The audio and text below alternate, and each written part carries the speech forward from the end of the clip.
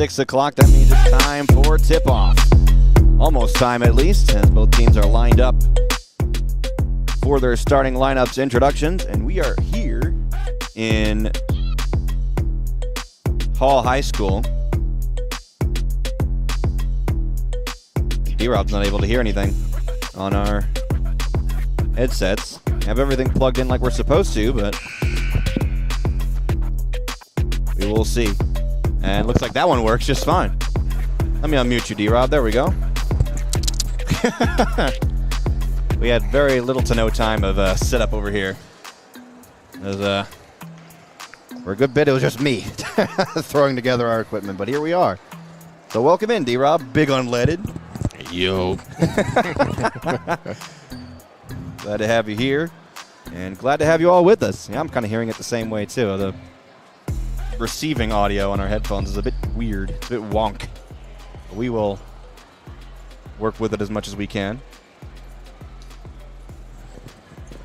All the teams are lined up for starting lineups. We have not heard from any officials or PA announcer or anything, but we are ready. We're pulling an NFL here, D-Rob, where it's game time, but still letting people tune in and join into the arena.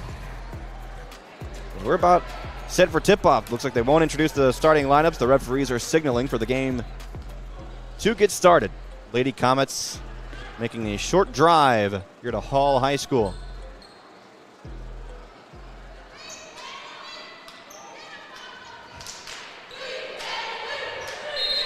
And we are about set for tip-off. That is Kirsten Johnson lined up at midcourt.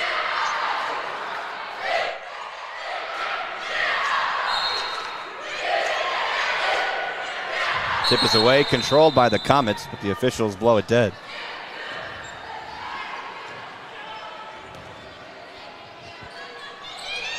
There's the tip. It is controlled by the Comets. Second time to Sean. Here we go. Here we go.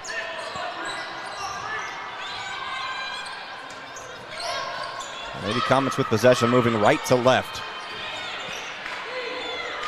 As if you can't already see them. I like the green uniforms Lady Comets are wearing here tonight as well. First time we here at the broadcast side of things are able to see it. Mm-hmm.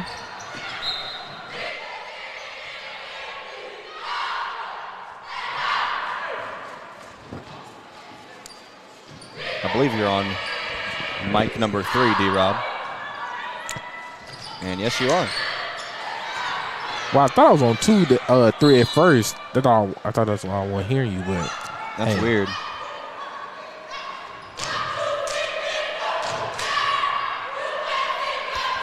Weird, but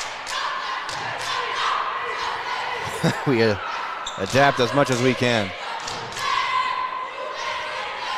You see the Comets boys team making their way into the gymnasium tonight. It's a pretty nice arena. It is a nice arena.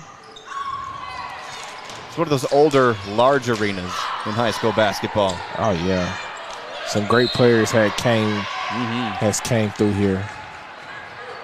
First one that comes to my mind is Bobby Portis. Oh yeah, Jersey retired here about 5 years ago, just before he became a NBA champion.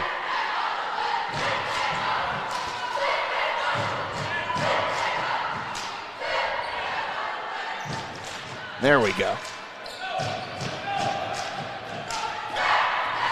Now I can hear everything just fine.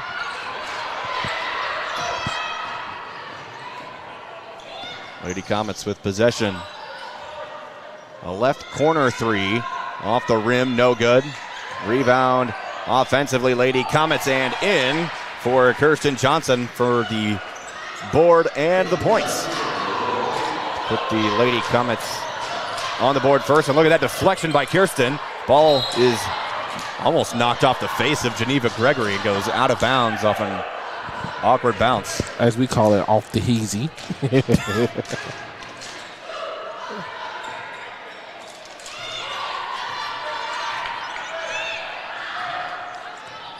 So here we go. And The Lady Warriors throws the ball out of bounds. The opening game of conference play for either team. And that booming voice you hear in the background is PA announcer Chris Amsler, who is probably the most prominent PA announcer in Pulaski County. If there's a big event going on, more than likely he will be on the mic for it. Oh, yeah, most definitely. So during the timeout, D-Rob, it's great to be back here with you on the broadcast. We had a bit of a week break due to the snowpocalypse that everybody's been calling it. Lady Comets were scheduled for a game at Earl on Friday night, but obviously with the snowfall that happened on Thursday night, that did not happen. So I'm curious. I never got a chance to ask Coach Zip, what was your preparation coming into this game? How much were you able to get into the gym in anticipation for this game? Because obviously with the roads covered in snow for the majority of the weekend, chances are they didn't have much time to get in the lab and get to work. Not at all. And I know that's tough then, especially like inter-conference play. You want to set that tone for conference play.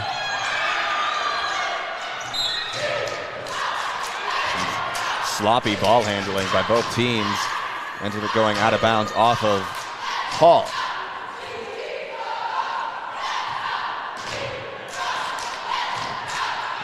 Be careful there. Mackenzie King nearly stepping back court. Tiptoeing the line. Yeah, tiptoeing that half-court line. A right side three. Off the back iron. A jump. And great effort there for the offensive rebound by Bingo. And she makes the effort to knock the ball out of bounds. But she was the one who last touched it, so Hall basketball. I'd like to see our Lady Comets get off to a strong start here in conference play with some big expectations this year. And look out, here comes a fast break. One-on-one situation for King, inside for two and good.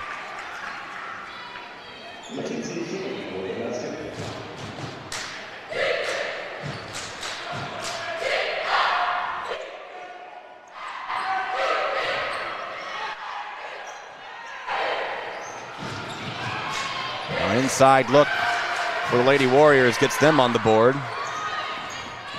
That was Aisha Goji, if our rosters are correct.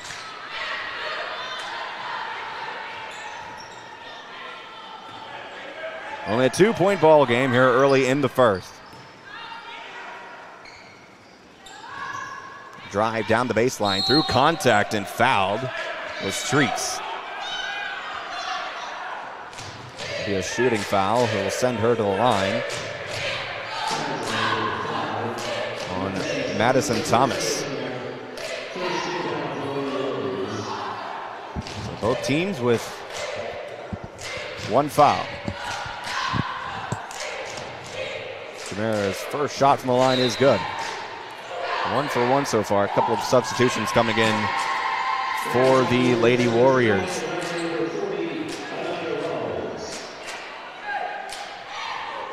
Anaya Rawls and Amaya Brown, these substitutions for Hall.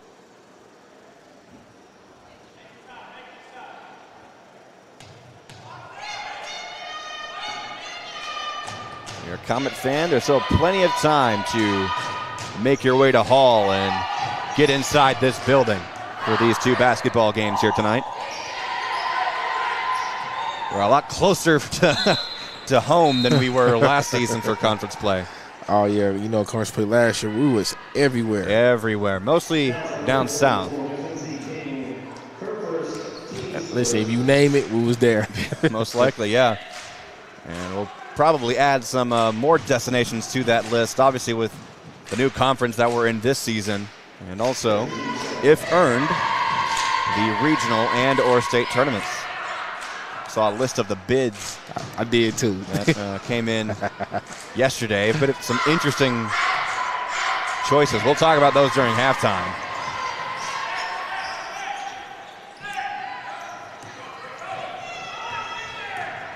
Here come the Lady Comets. From the left block, easy money for Jamera Streets. Look at the pressure the Lady Comets are bringing on defense here. Now a foul.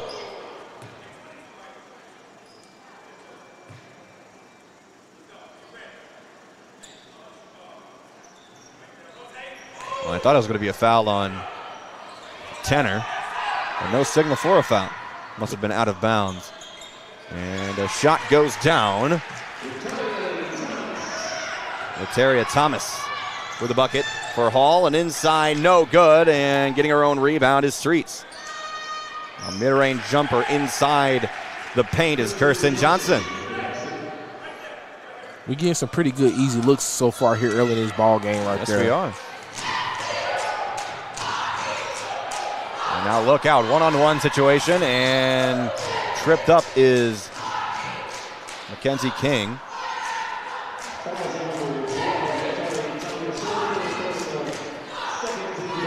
Lataria Thomas charged with her first personal foul, and she is checked out of the game immediately afterwards. Lady Comets inbounding from the baseline. Now Neva for three. Got it. Ooh, That's a great shot. not a bobo. I forgot all about that.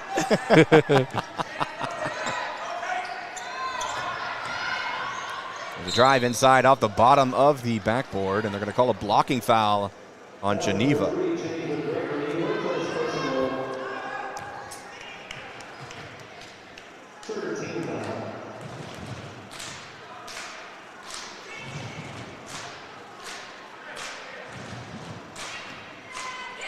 It's the third team foul for the Lady Comets here in the first.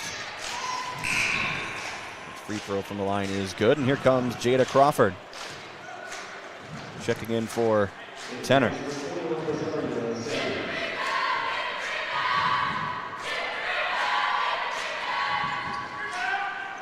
Second shot from the line from Goji, no good. Here comes Lady Comets on a fast break. Contact, no foul called. Good Great pass. ball movement here. Now King for three, no good. Crawford controls the rebound. And the same play again. Gregory for three off the back iron. That was some great ball move right there to get a quality shot. No, that was a symphony of ball movement. It was beautiful.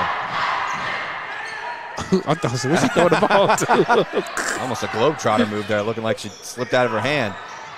Now Crawford in front on defense. A great stand there by her. Yeah, I think Jada Crawford is getting better every game Yes. she plays. Definitely a question to ask Coach Gregory if we get a chance to talk with him tonight. Is how was your preparation in anticipation for this game? Obviously with the weather, how often were you able to get in the gym, and how many reps were you able to get? What kind of reps as well? That's also important. And it looks like they're going to call a shooting foul on Crawford. We'll send Rawls to the line.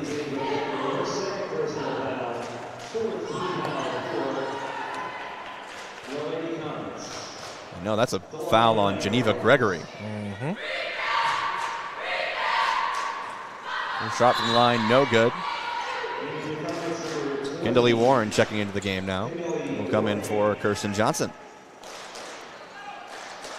Well, Adam, we're finally able to take a bit of a breath here. It's a bit of a hectic preparation on the broadcast end for us. There's people on, what was it, 6:30? They forgot how to drive. Oh, listen. it was pretty bad. Man. It was bad in North Little Rock. We took a major detour to get here. Yeah.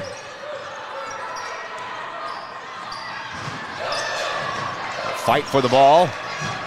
Lady Warriors control, and quickly stolen away by Streets. Easily isn't really the right word for it, but she fought for it for sure.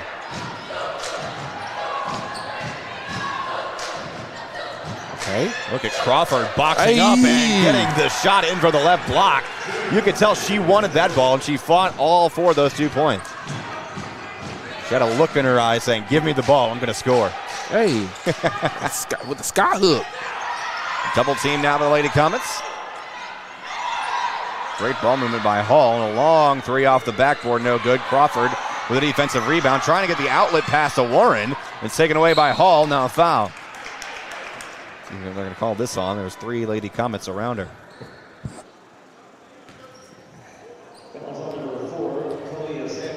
It's on Kalia Sanders for her first personal foul. That's the 5th team foul by the Lady Comets, I believe.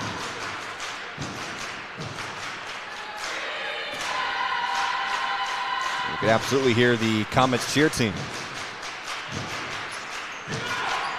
The yellow uniforms that they're wearing here tonight. And mismanagement with the ball movement. Warren with a block.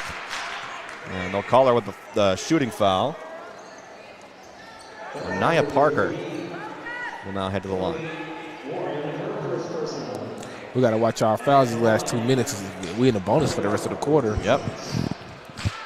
That puts Hall in the bonus.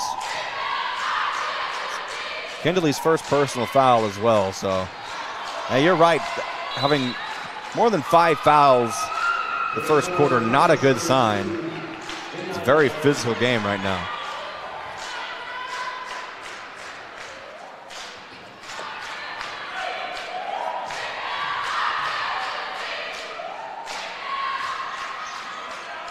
Second shot from the line is good. Barton just checked into the game for the Lady Comets, and there she is inbounding the ball.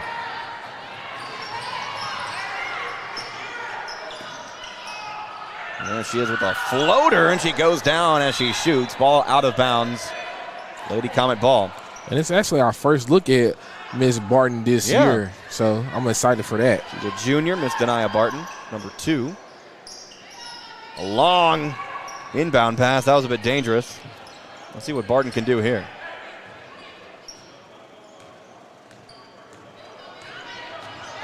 Drive inside through the contact, and she'll head to the free throw line. She's aggressive off the rip, so that's a good thing. So Anaya Rawls charged with her first personal. One more foul, and that'll put the Lady Comets in the bonus for the remainder of the first. So a very physical game.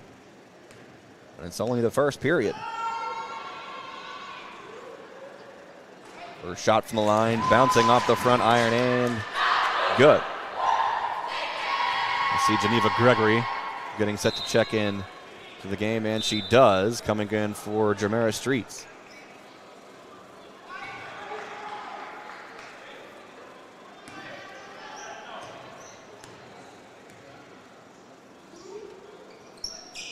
And second shot is nothing but net. Free throws are your friends. Oh, yeah.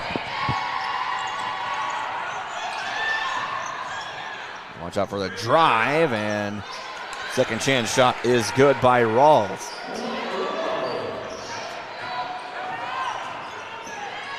Look at Barton move.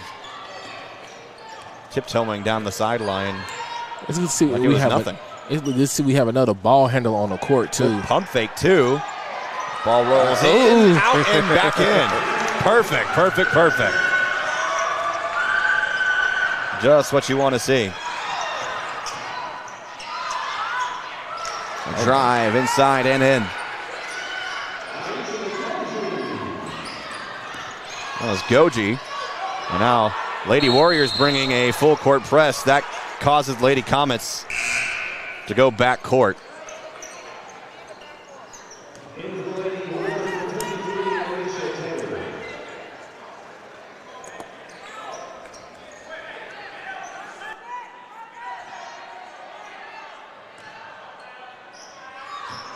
And ball goes out of bounds back to the Lady Comets, just like that.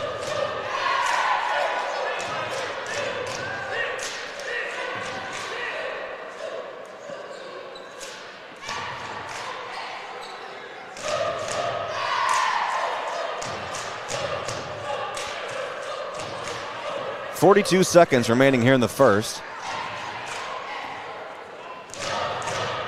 Lady Comets looking to not get too comfortable with this 8-point lead. Here's Warren. The free throw line, no good. Barton with the effort to get the rebound, but is knocked out of bounds. She had 2 Lady Warriors bump into her, trying to get the rebound.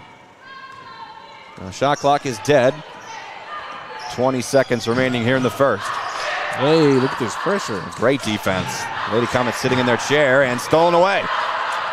That's Barton. Looking up court, and great pass. Barton got her own rebound. Now a third chance shot. Contact, no foul. 5 seconds. Warriors with the last shot at the buzzer is good. How you mad about it? Huh? It was kind of crazy right there. That was crazy, yeah. We're going to keep it right here because there was a lot of contact down there on those last, that second chance, the third chance, fourth chance shot. No fouls called. So it was kind of confusing, but work with what you work with, I guess, so.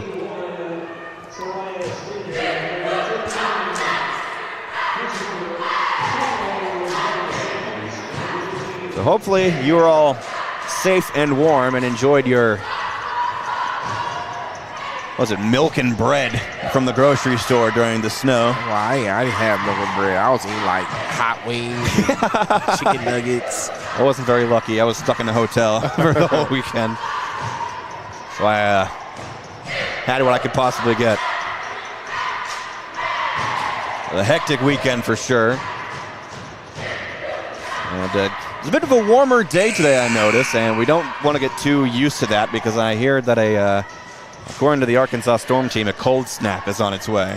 Yeah, I heard that as well. I heard it's supposed to come early as on Sunday, early Monday. Boy. But it is going to be in the 50s on Thursday and Friday and Yes. also Saturday. So the high is 56 on Thursday, so. Not bad at all. But we're going to, you know how Arkansas is? Bipolar weather. Welcome to the bipolar state. Yes, that is absolutely right.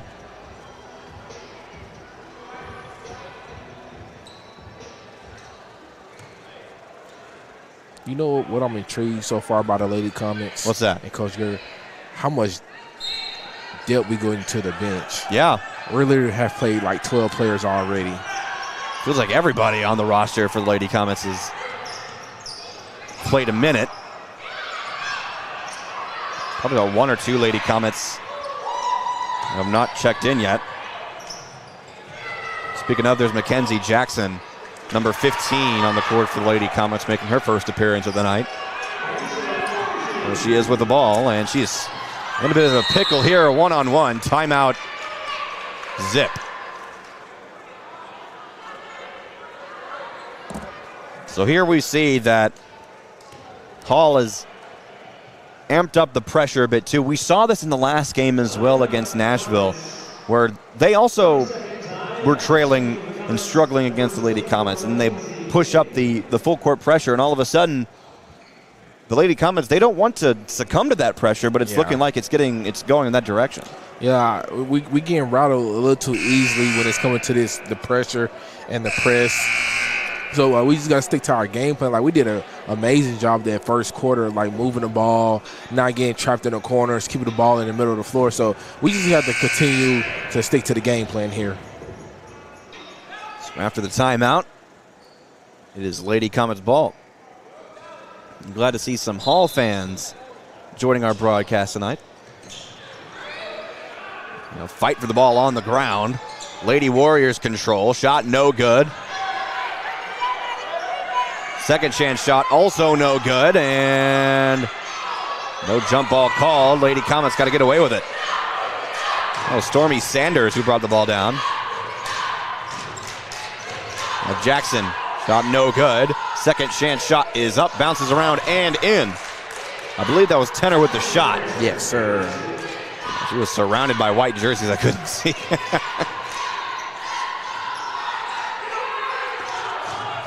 Interested to see how much pressure the Lady Comets can bring. That shot no good. Offensive rebound, Hall.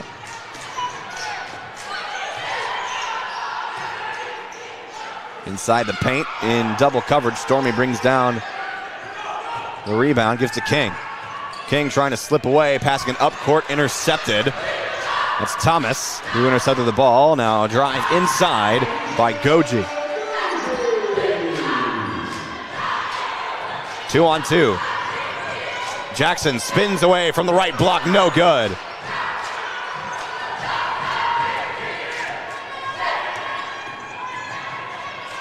A stop at the right block. That was Amaya Brown, but she picked up her pivot foot and traveled. You travel.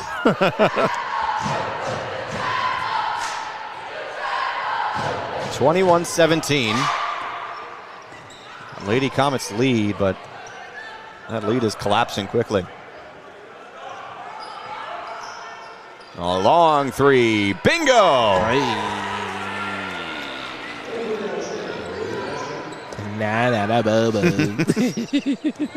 We could have a food-related word for a three-pointer. You just don't have that sponsorship yet. We'll get it, though. Oh, man, that's 3. Yep. That was a blocking foul on Gregory. Was that her third personal? Yes. So she's in foul trouble not even 5 minutes before halftime. Yeah, I'm pretty sure she might sit for the rest of the quarter. I believe you're right, as she was just checked out of the game. Inbound pass flies to the scores table. And out of bounds.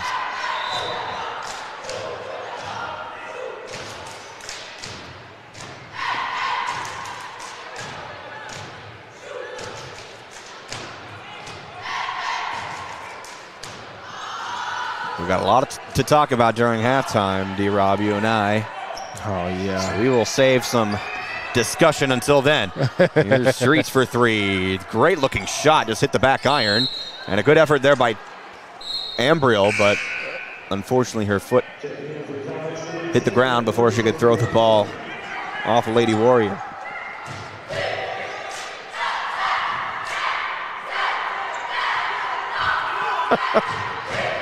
I see our guy Dylan in the chat. He's been strangely vacant from basketball games, but he told us, don't worry, we'll see him soon for some conference home games. It's a fast break for the Lady Comets, foul. That'll send Mackenzie King to the line.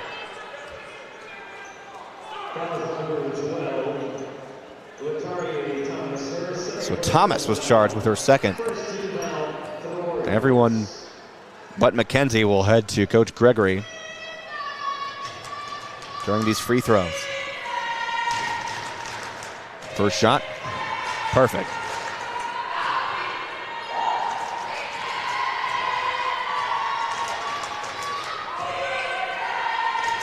Second shot from the line is good, 2 for 2.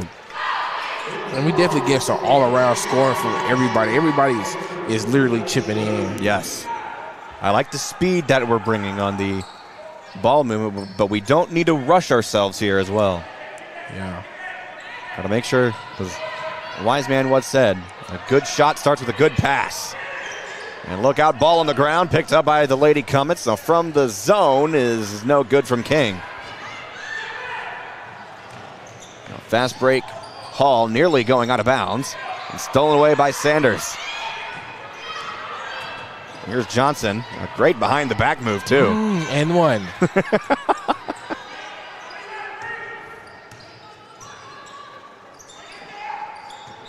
And Tenor traveled in the pump fake.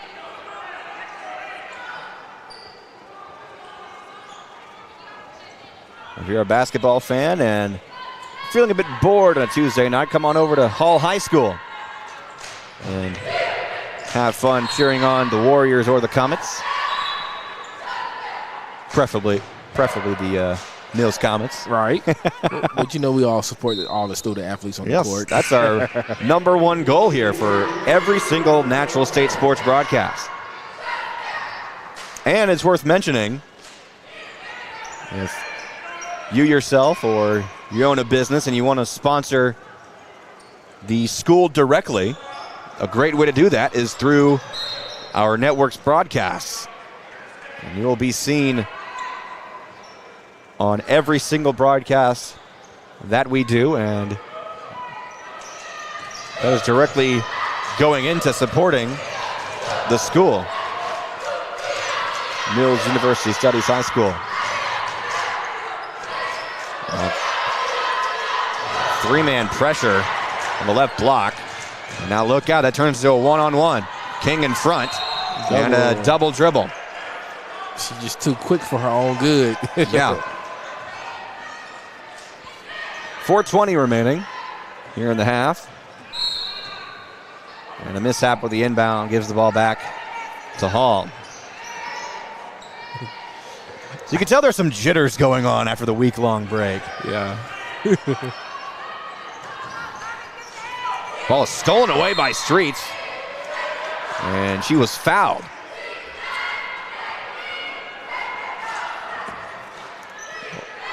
I think they did. They charged the foul to Madison Thomas.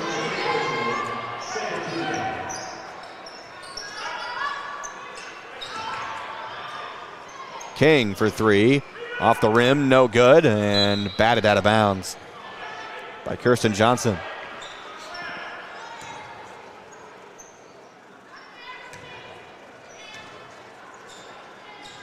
About 4 minutes remaining here before halftime. And that was too easy that time for Amaya Brown. Went coast to coast for two. 26-19. Lady Comets lead. Here's Tenor. Shot no good. Now Stormy Sanders with the second shot. Chance shot, but she traveled. Yeah.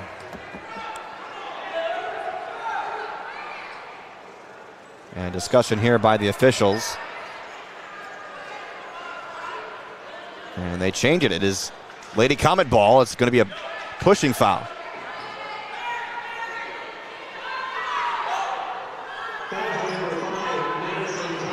That's her third. That's Thomas's third personal foul. So interesting game here going in. Leading into halftime. Now an inbound pass from the baseline. Some contact before the pass. Oh. There's King. Got it. Hey.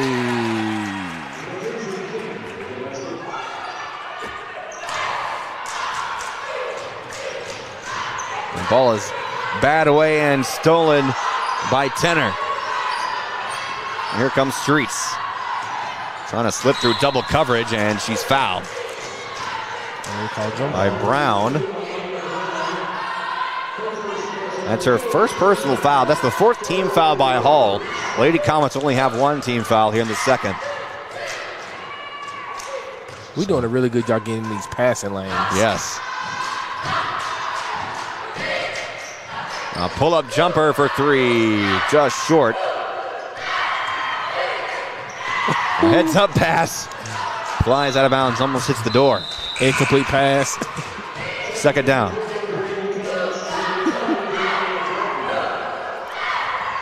Speaking of incomplete pass, I want to shout out the Ohio State Buckeyes for knocking off the Texas Longhorns. A loss for Texas is a win for America. Tenor inside, no good. Johnson with the rebound. Now Streets for two, got it. Good job. From the free throw line. And now timeout Hall. 30-19 is the score now. Lady Comets doing a good job trying to pull away here in the third quarter. Oh, yes. And here in the past, I say 3 minutes or so, the Lady Comets has done a good job getting back to themselves, getting these passing lanes, and they executing on turnovers. Because towards the end of that first quarter, we got a little stagnant right there at the end. So, I'm going to say it again. I'm going to keep saying it, especially leading up to the boys' game. You have plenty of time to get to this game. Watch the second half, and plenty of time to see the full game of the boys' game. Get here to Little Rock Hall High School to watch some great basketball. We want to see more green and gold in this building. And especially when we play on Friday night, because we're playing East End. Yes. Their home gymnasium is at the Arkansas School for the Deaf. And that's a older and much smaller gymnasium. So let's fill that place out to make it standing room only. Oh yeah, let's split it in the green and black. Let's split it in the green and black. Yes. You can wear an Oregon Ducks jersey and still be repping the Comets, and a bit of a sneaky move there by the Warriors, all lining up on their own side of the court. But it ends up going out of bounds. Here's King.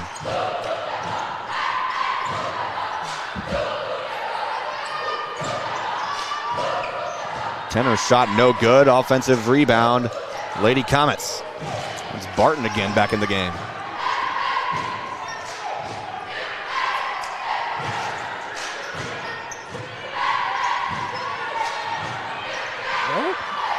Nice snatch. That's a good move there by Barton.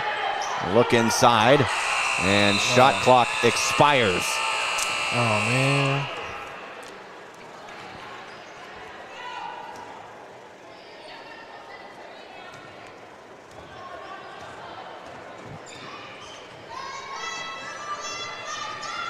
A one-on-one situation here with Streets on defense, and a one-handed grab by Tenor. Good pass. Here's Streets. Great interception, great pass, great layup. Ambriel Tenor looking like she plays defensive back. Oh, and swatted away by Kirsten Johnson. Hold on. The momentum going the way of the Lady Comets here so far. I swear Brown is fast. Look out. Barton misses her layup, but gets her own rebound and fouled.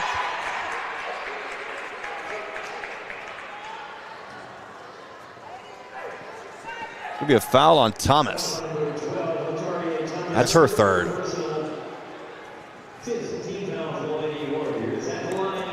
And the stat sheet that you found is really coming into use. I like it. How many copies of that do you have? I just have to go make it every game. Okay, cool. Barton, first shot from the line off the front iron. Here comes Jada Crawford. She's a sophomore with the height of a WNBA player.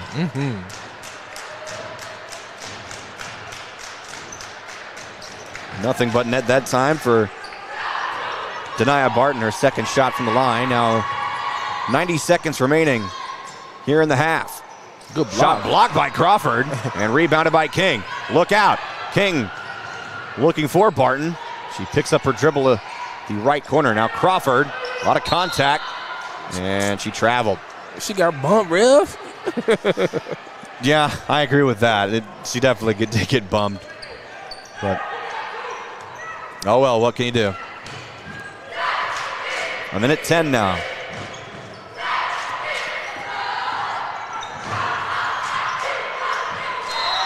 Traveled. And she traveled as well. So with the foot slide. It was Nia Parker. And now here comes Kalia Sanders, who we haven't seen in quite a while. Kalia Sanders definitely bring that great, I'm gonna say great on-ball defense. Yes. She the one that she'll pick you up at full court. Three from the left wing, no good.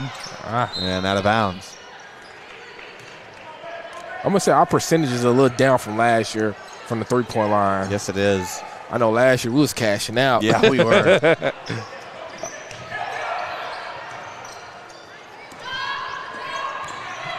45 seconds remaining, 30 on the shot clock. And a travel again. A lot of suitcases on the court tonight.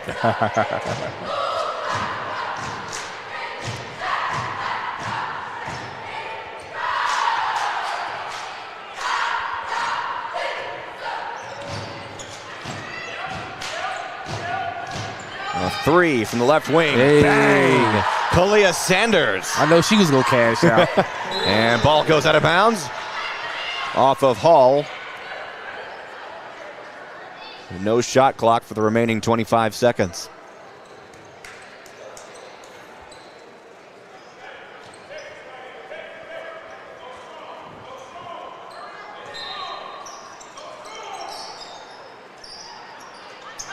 Quick inbound pass. Oh. And a hard foul will send Kalia Sanders to the line. That was Kalai Johnson charged with her first personal.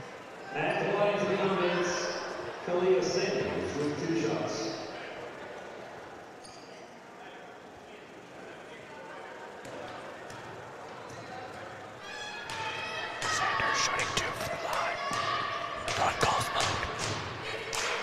maybe not. We probably shouldn't do that. Sanders, first shot, no good.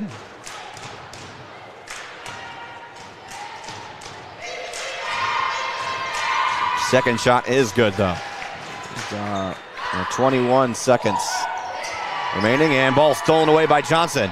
Johnson, left block, no good, gets her own rebound. A fadeaway jumper, and good. Count the basket. And one.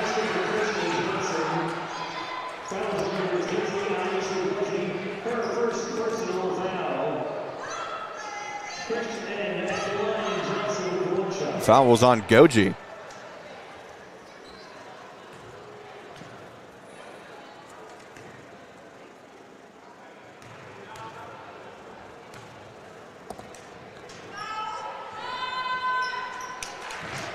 And Kirsten completes her three-point play.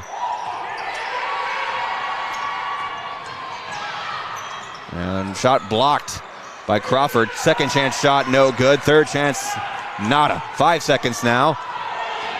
2 seconds. And Sanders at the buzzer gets the layup to fall. And the Lady Comets are on a roll going into halftime. 42-19 is our halftime score. We'll take a quick break, and we'll be right back here on the Mill Sports Network, brought to you by Natural State Sports.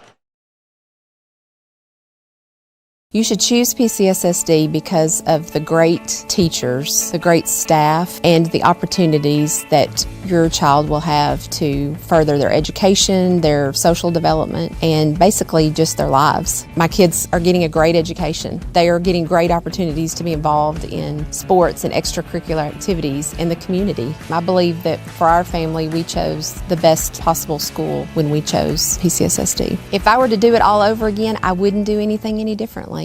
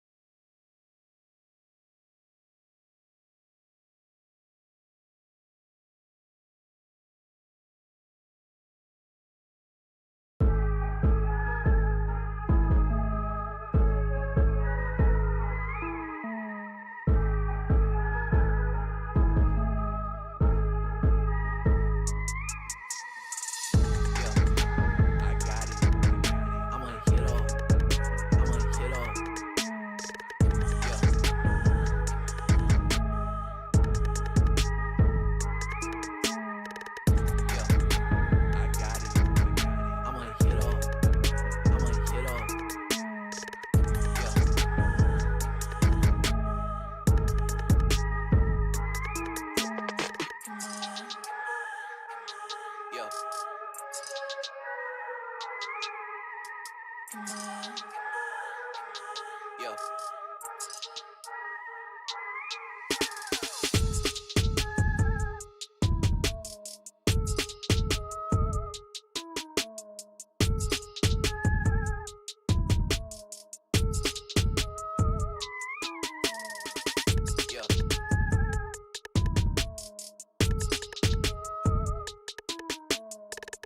Yeah.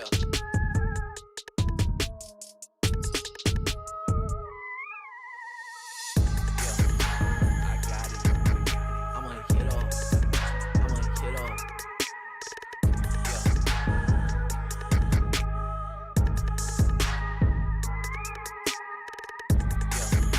I got it. I'ma hit off. I'ma hit off.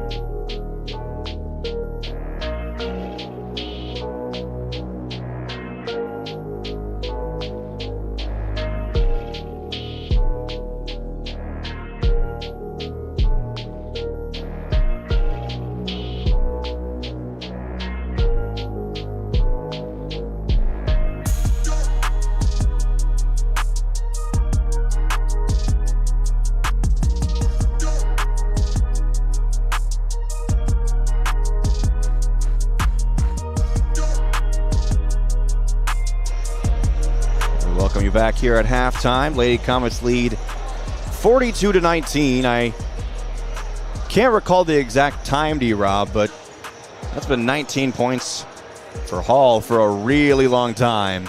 And so they've been on a shooting slump. That means the defense for the Lady Comets has been jacked up to 100 during the second period, and that was major for them.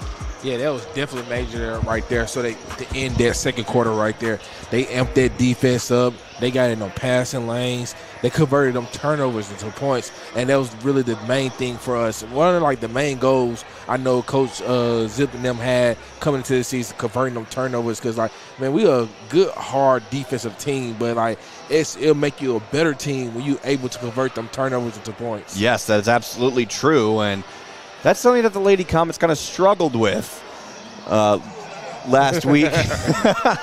as they felt the pressure from Nashville last game, and they didn't seem to know what to do with that. And that seems to change because you see that Hall, they were bringing a full court press as well, especially in the second quarter. But the Lady Comets, they sped up their ball movement and figured out how to get into open space. And as I said, a good shot starts with a good pass. The Lady Comets haven't been rushing their passes too hard, especially in the second quarter. So I want to see how that changes going into the third. And it should make them want to feel better, even better, because of course it's not a good feeling when it's done to you, but no. you feed off the energy when you do it to other people. So they should know what it feels like, and they should want to be better on our offensive end with converting them passes, making good passes, and getting good looks on the offensive end. Absolutely. So we're going into Halftime right now, a 42-19 lead for the Mills Lady Comets. There is still plenty of time for you to get to this building here at Hall High School to cheer on the Lady Comets and the Comets. We also have our game at Eastham on Friday night. That's at the Arkansas School for the Deaf, so that's not too far from here. About a 5-minute drive from here. Not far away at all.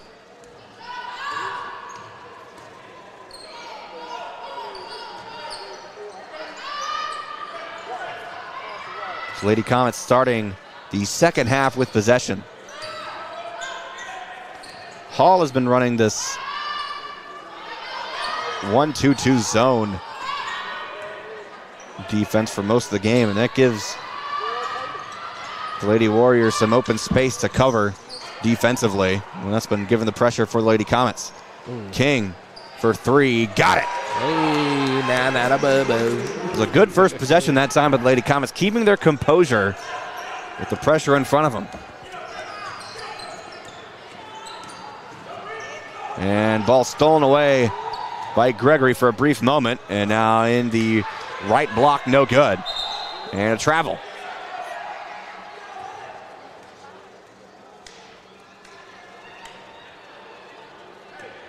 And something to watch out for this third quarter is Geneva Gregory playing with 3 fouls right now. So that's going to be a close thing to watch for this quarter. Yeah, we didn't see her for the majority of the second quarter.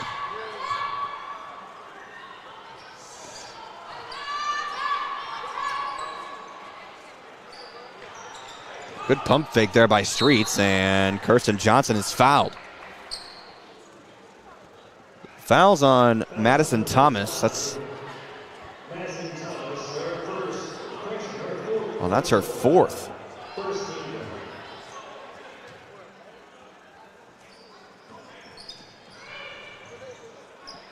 Johnson's shot no good. Rebound Hall.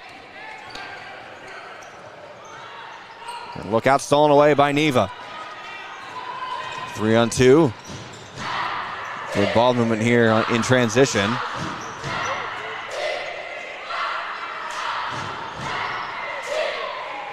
Streets for three. Got it! Wow. From the left corner. Okay, big unleaded. That's 10 seconds. And stolen away by Streets, 1-on-1. That's and 5. Fouled. Was that the 5th personal foul from Madison Thomas? So Yes. She'll have to sit up for the rest of the game.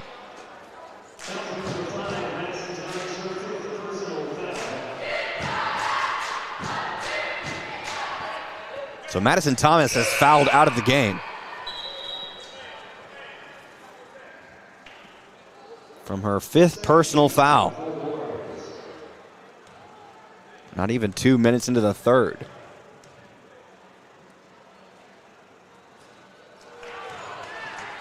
Jamara's first shot from the line, in and out, no good. Seeing quite a few more people walking into this arena wearing the U on their chest.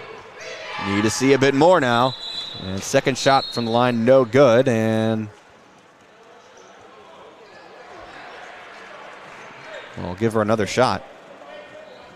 Lane violation. Hall must have jumped in the lane.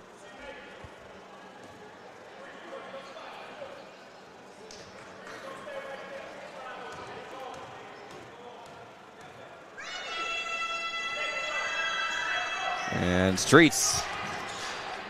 Second shot is good.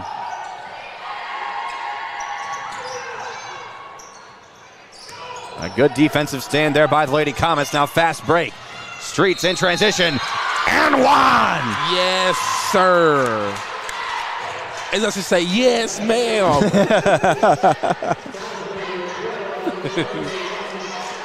That'll send her back to the line.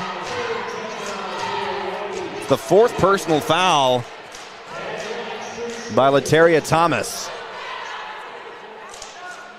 So now she's in foul trouble, and she'll prevent herself from getting a 5th and head to the bench.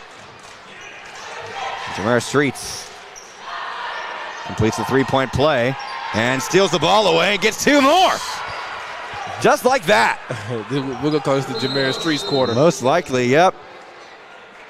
An early nomination for her for player of the game. Yeah. And timeout Hall. They have yet to score 2.5 minutes into the third. I couldn't tell you the last time they scored in the second. It was roughly like 3 minutes in the second, too. Yeah. That 19 has been on the scoreboard for a long time for them. And it's looking like the Lady Comets are starting to run away with it here in the second half, but crazier comebacks have happened in the game of basketball. As D-Rob has done a fact check to see when was the last time that Hall scored, so we can have an exact number for you.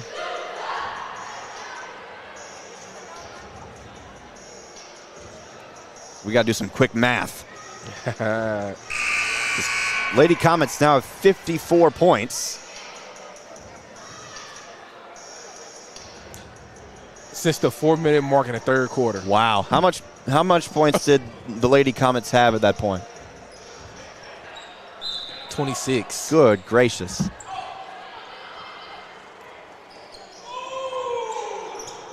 Who said that? Stubbed his toe or something. Oh.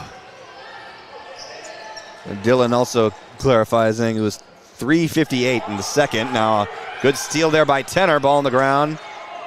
Picked up by Hall.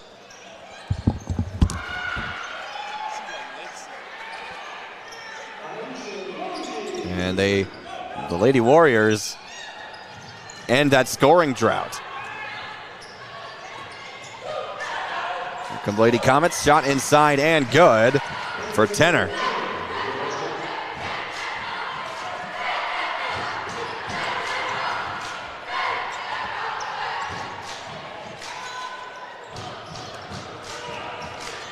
And defensive rebound, Kirsten Johnson. Johnson fouled. She's gonna dunk it? It looked like it. So Hall, and how many points did you say Lady Comets had? 26. 26. I'm trying to do the math in my head, but I can't. So let me do this real quick while Kirsten Johnson shoots from the line.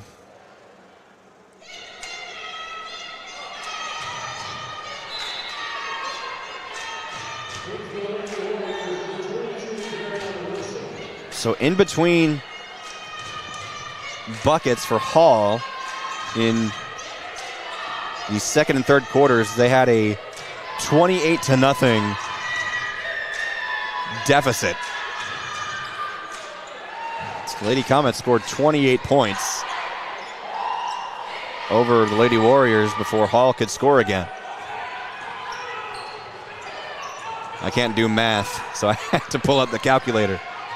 Good pass. Great transition by the Lady Comets and Kirsten Johnson with the finisher under the basket.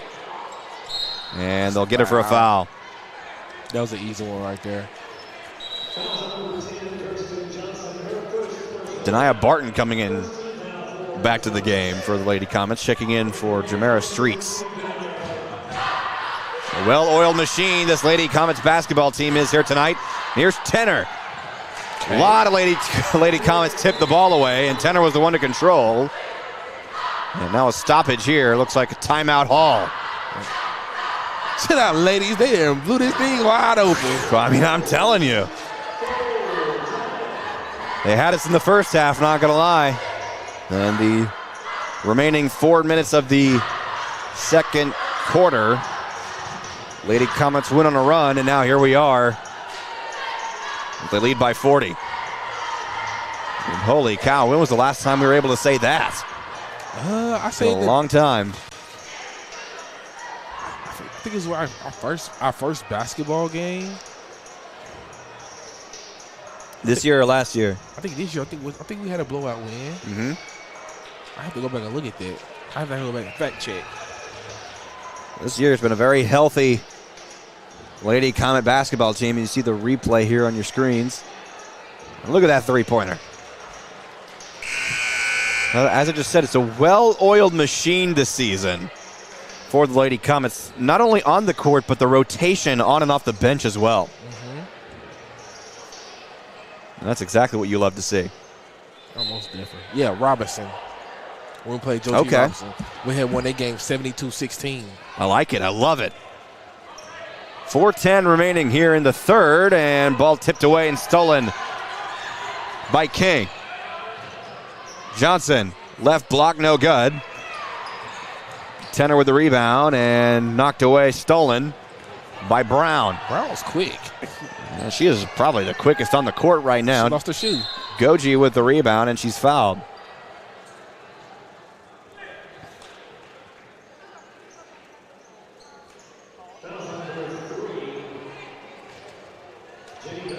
So that's the fourth personal foul on Geneva Gregory. So she's standing next to the bench anticipating being subbed out. We've already had one player foul out of the game, but it was from Hall. Kalia Sanders checking into the ball game now as well as Amaya Love and Mackenzie Jackson. Amaya Love, the lone freshman on this Lady Comets roster. And ball goes out of bounds. Last touched by Mills off the defensive rebound.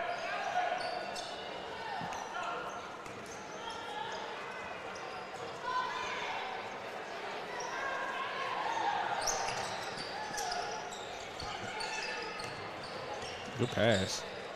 A shot no good inside the paint. Lady Comets bringing a lot of man-to-man pressure here. Ball goes between the legs of Goji. Hall has 15 seconds to shoot. A high pass off the face of Wilson.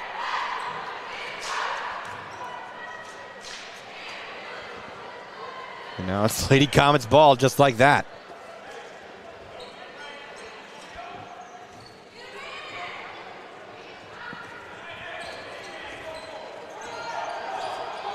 And here's King.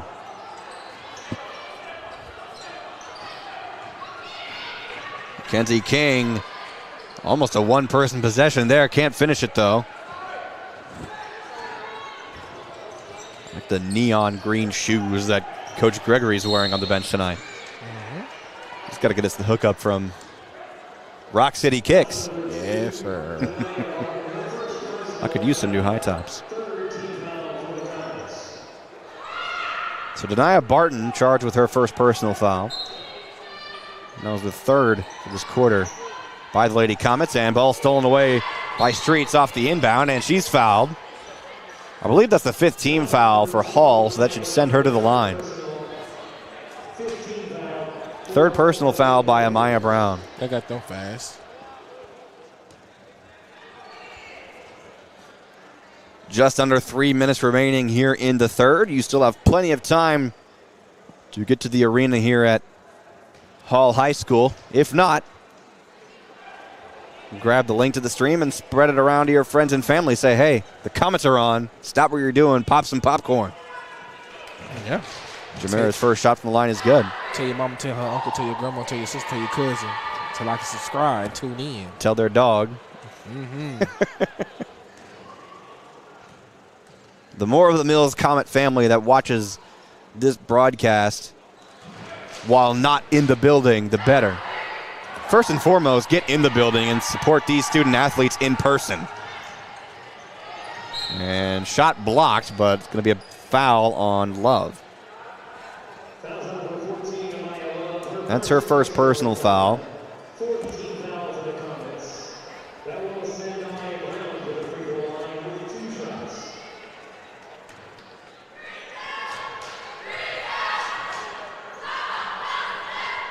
Hearing Chris Amser's voice over the sound system here. Something about his voice just sounds, big time, major league.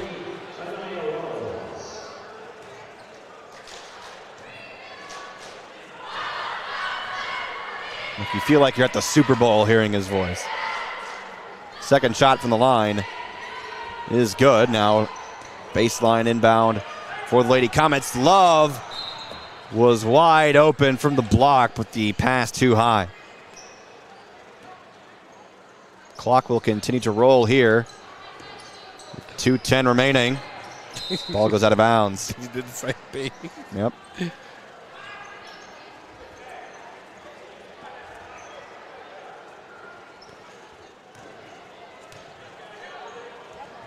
So we'll have a running clock for the remainder of this ball game. I see Raymond Cooper down there.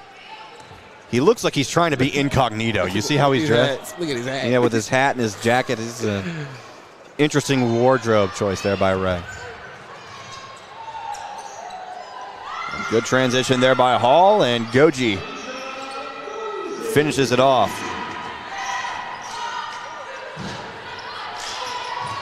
Here's Barton to Love. Love inside. Got it. Amaya Love. On the board. And you love to see that. Look at Sanders with that defense. Shot from mid-range, no good, and Aisha Goji. I ain't gonna lie. Goji going crazy. Yeah. Mackenzie Jackson charged with the foul. Well, that's the second personal foul on Love.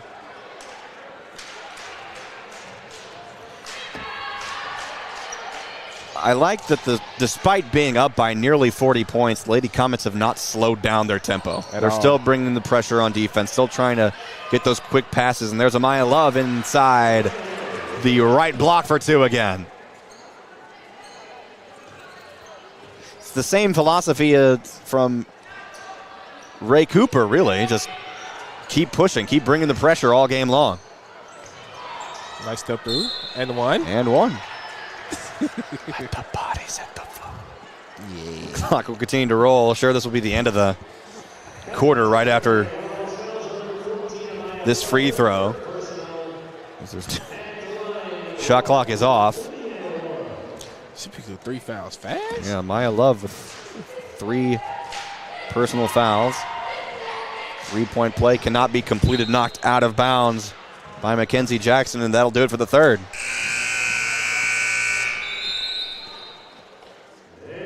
You're 3 quarters down, and you're still not here.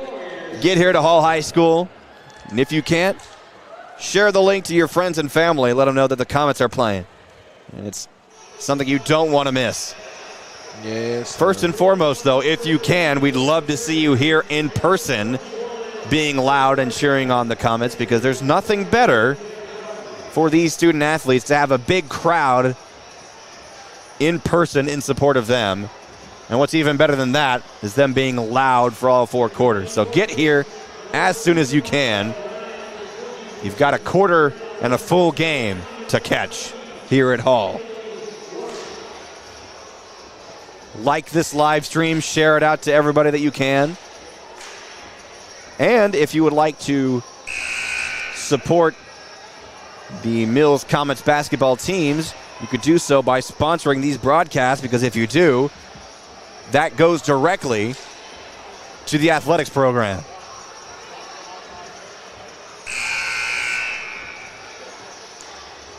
Swag and not surf.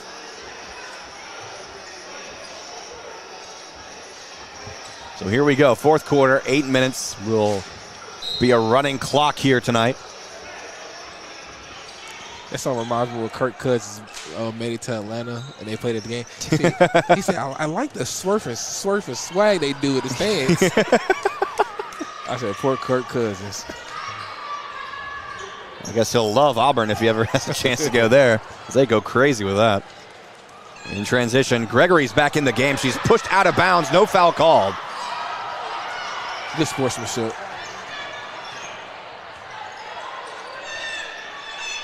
And in transition, Hall completes. Anaya Rawls with the bucket, and she's limping a bit. They're going to have to sub her out of the game as she looks like she's struggling.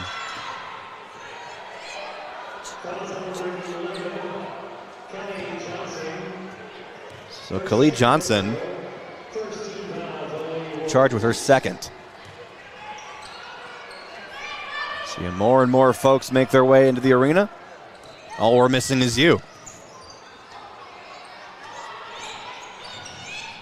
Here's Gregory. Fouled. No. Travel.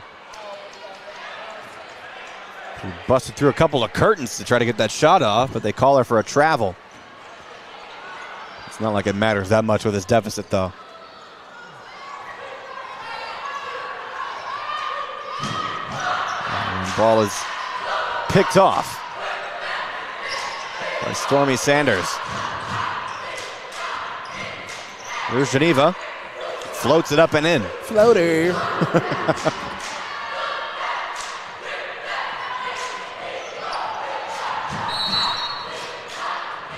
And a foul on Kirsten Johnson. Interesting.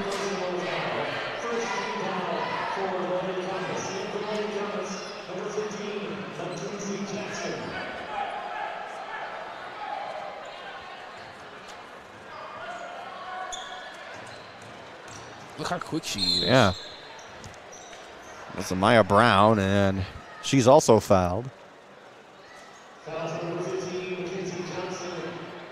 So Mackenzie Jackson charged with her first personal foul. She's been in the game a lot, and it's only her first foul.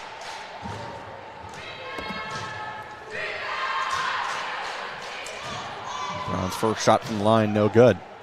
Clock continues to roll. And it looks like this game will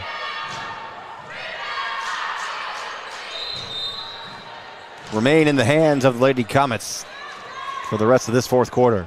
Yes, sir. This was a good, strong opening conference win for the Lady Comets. Yes. That's exactly what you want to do starting conference play as well. Build that momentum. Start strong and, yes, build that momentum and carry that into Friday night. Here's Gregory. That time she's fouled. Khalid Johnson. She let me throw a tip tantrum. She did not agree with that call, for sure. That's her third.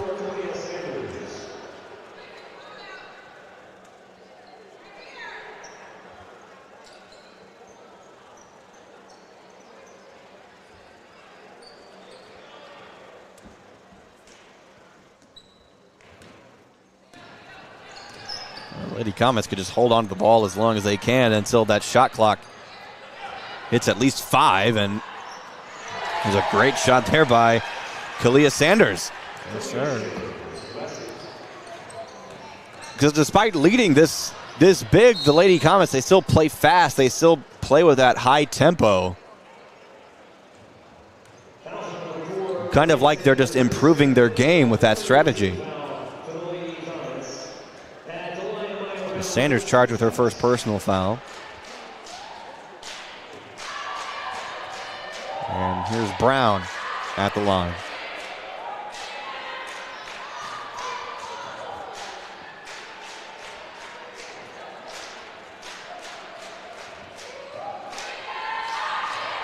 Clock continuing to roll here, just under 3.5 minutes to go. Second shot is good. And interesting, we have a timeout by Coach Gregory, leading 71-33, so obviously he saw something that he didn't quite like. Yeah.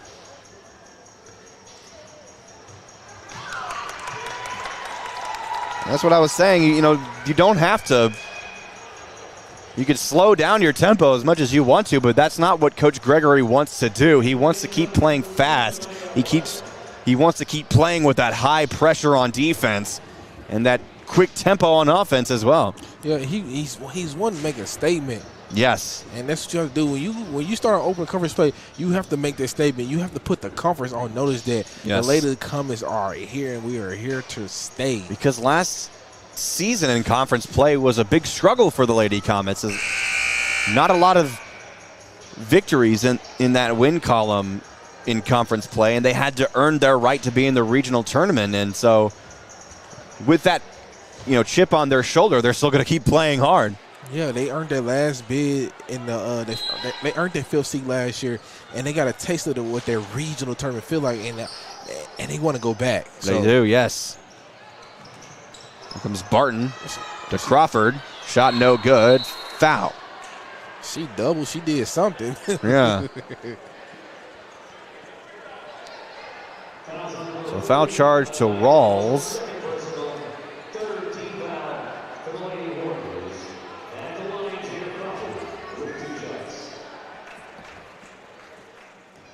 That's her second personal foul. Now here's Crawford at the free throw line.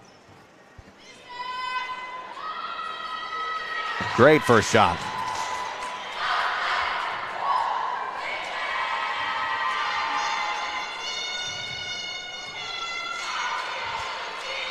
Crawford, second shot no good. A fight for the rebound though, but goes out of bounds. Last touched by Stormy Sanders.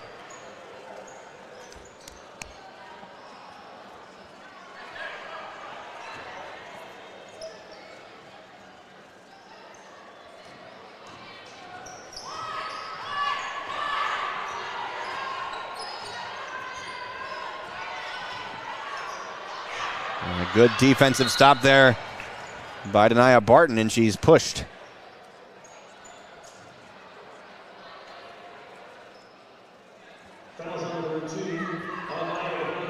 Maya Love checking back into the game, and Brown was charged with her 4th personal foul.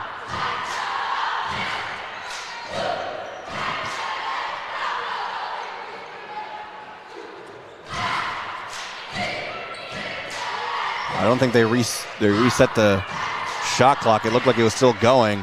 Now 5, Crawford.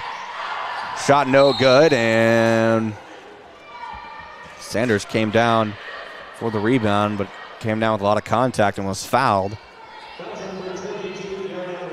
So Darian Wilson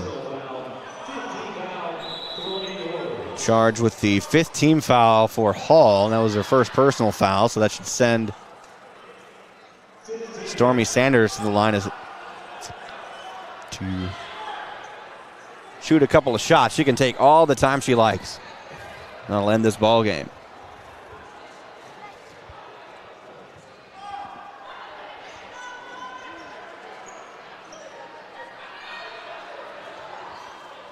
So a strong conference victory to begin conference play here for the Lady Comets. That's exactly what they needed. And definitely what Coach Gregory wanted.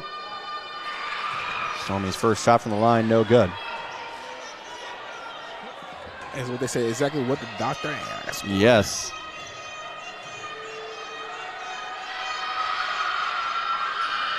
Shot.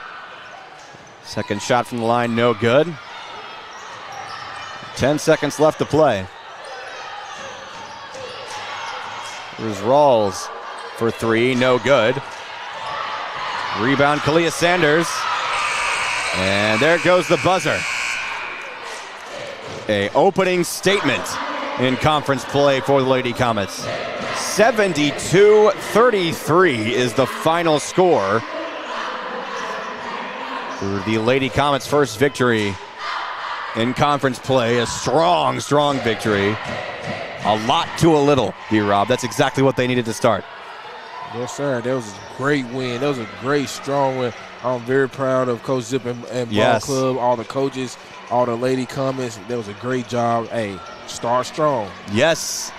And I think it's to carry this momentum going into practice tomorrow, practice the next day, and then the Eastham game at the School for the Deaf, which is something they need to carry. And they have a lot of, rust that they need to dust off after that week-long break during the snowstorm. So now they can go into a couple days break of getting some reps in and, get back to the lab, as they say. And get ready for the next game. Get ready for Eastham. And the Comets boys team getting set to take the court. Can't help but notice that they're wearing yellow uniforms here tonight, which looks real nice. As we reset our rosters here at the booth. So now the senior boys are also coming off of this week-long break from the snowstorm. They did not have a game canceled at all over the weekend, so they had a bit of, they anticipated this break at all, but also the snow prevented them from having any practices going on. So what do you think is the mentality going into this one, D-Rob? Listen, I'm speaking our boys. They come into this game with the best record in the state. Yes. 18-1 in non-conference games. That's a lot of playing before you get started in conference. It's build that camaraderie, build that chemistry. Hey, they are to pick to win the 4A this year. It's literally championship or bust for this Mills Company team here. With all that pressure and those high expectations, you don't want to overestimate yourself. You still want to play to the best of your ability every single game. So now it's the first game of conference play. You are 0-0, yes, despite that 18-1 record. That's a big-time record. As you said, best in the state, but you don't want that to get into your head. Right. You don't want to go into the first game of conference play thinking that you already won the state championship. You have to earn that with every single game that you play. And so coming into this game with pretty much a rivalry game against the Hall Warriors, a school that does not like Mills very much. And so you want to play to the best of your ability here tonight. And for these guys to play the best of their ability, they have to play in front of a group of fans who want to see them.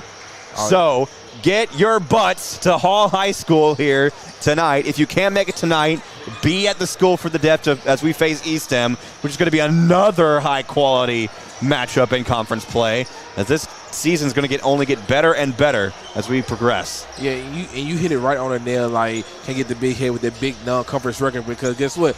Non-conference don't go towards your regional tournament berth or nothing like that. No. So guess what? Hey, it's time.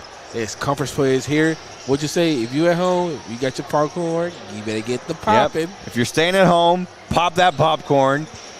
If you got nothing else to do, get in your car, drive here. There's no more ice, no more snow on the roads. Most of that's melted by now. So get over here to Hall, watch some Comets basketball, put on your green and gold, and let's cheer on these boys. And hopefully they can start the conference season 1-0, but right now they're 0-0. That's the mentality they have to have. 18-1, that was yesterday.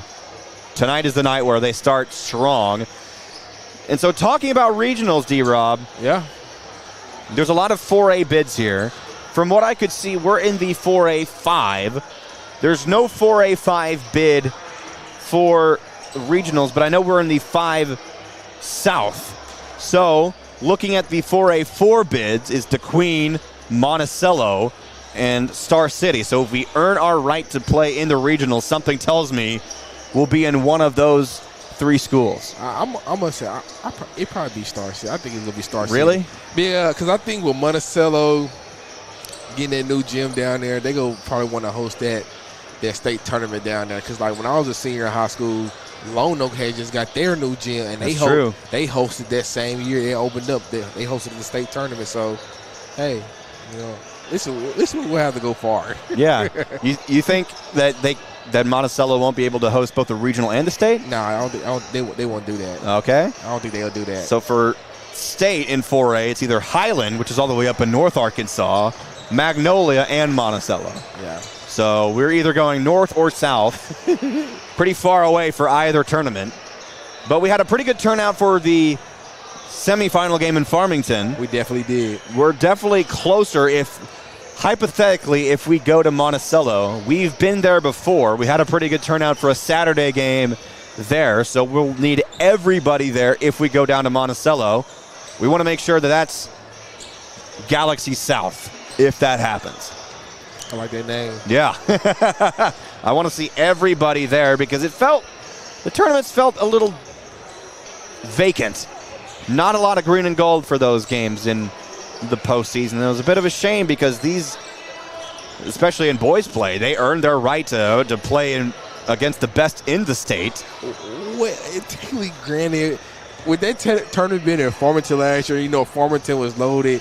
It was a lot of red and white in that. That shouldn't stop us from getting some green and gold in there as well. Hey, but you definitely seen the sprinkle there for sure. Yes. We need more than a sprinkle. We need a shower, pretty much. We need a downpour of green and gold, of U alum, U students, fans of the U all together. And that can start tonight. And that can start Friday night. ASAP is what I'm going to say. So, once again, the bids for the 4A state tournament is either Highland, Magnolia, or Monticello. And I assume for the regional will be in either DeQueen, Monticello, or Star City. It'd be great if we were somehow in the 4A3 regional and go to either Clinton or Heber Springs or Pulaski Academy. Something tells me we won't get that lucky, so it's one of those three places. As we see the Comets on the court, they'll be wearing their all yellow with green trim. It's a nice looking color scheme here. We need plenty of green and gold on and off the court. I'm gonna keep saying it.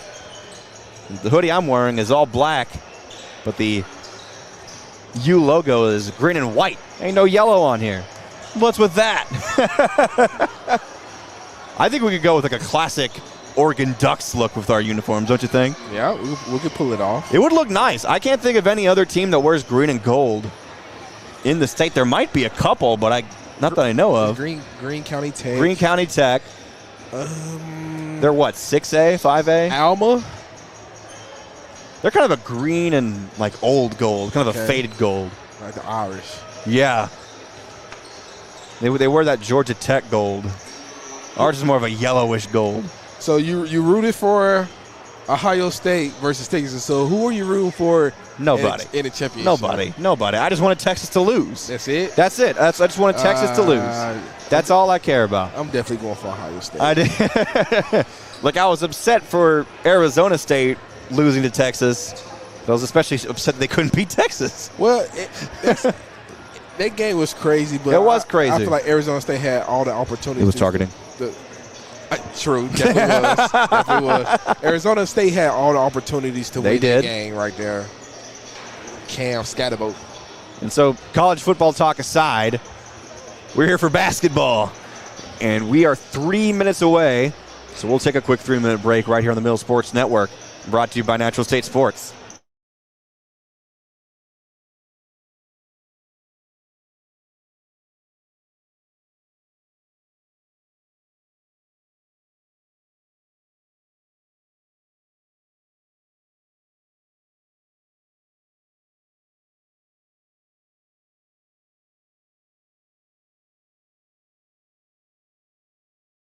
PCSSD is a family-like environment. There's always smiling faces. There's greeting in the morning and the afternoon. They get a lot of involvement, not just parent involvement, student involvement, staff involvement, and I love all of that. I chose PCSSD because I was zoned here, but what made me stay was the support that we receive as a family. And the best part about the day is my son come home with a smile on his face, that he enjoyed school and excelled in the classroom. It's real big to our family.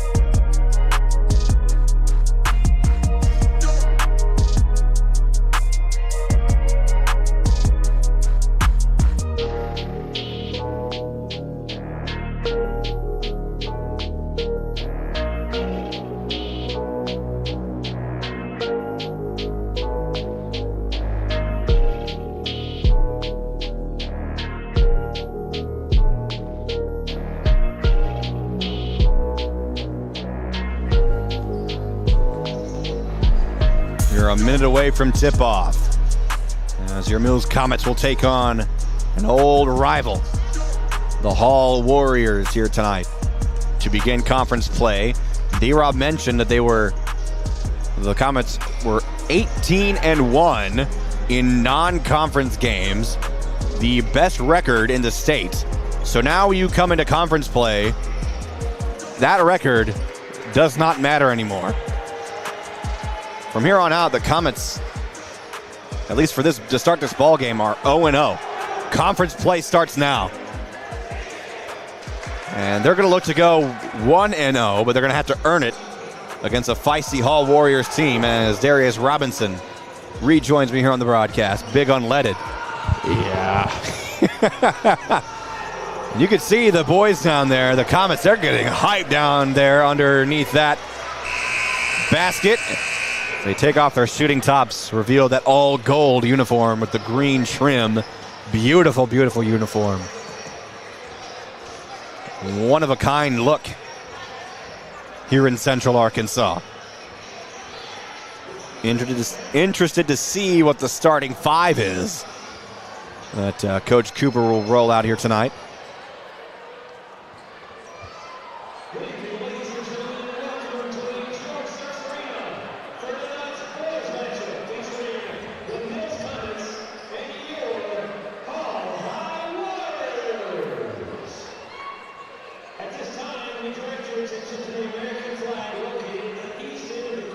Let's pause briefly as we will stand for the national anthem.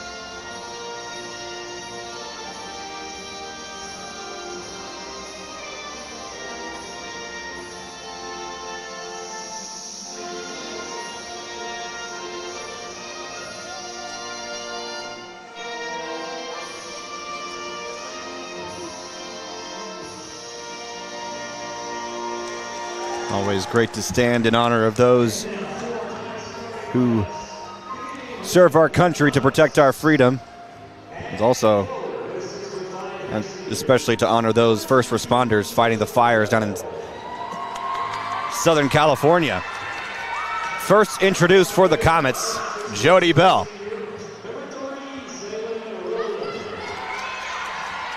Your point guard, a man who was named the best player in high school basketball, Zaylen Rowland, and right behind him is Zaylen Elliott. Look out. Here comes Tall Tony. Anthony Hester. And last but certainly not least, number 33, MC Messiah Curry.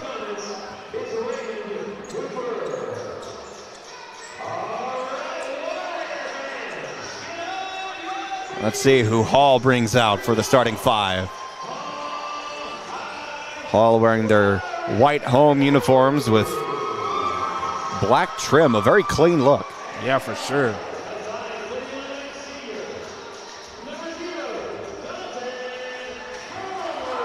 Dalton Palmer, number 0. First introduced for Hall. Number 1, Derek Johnson.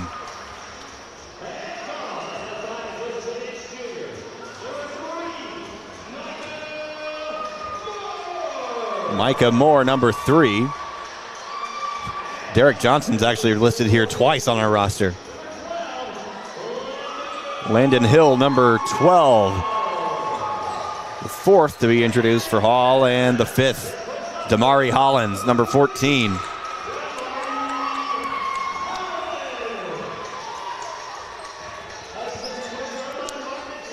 So a rivalry game here tonight to start conference play.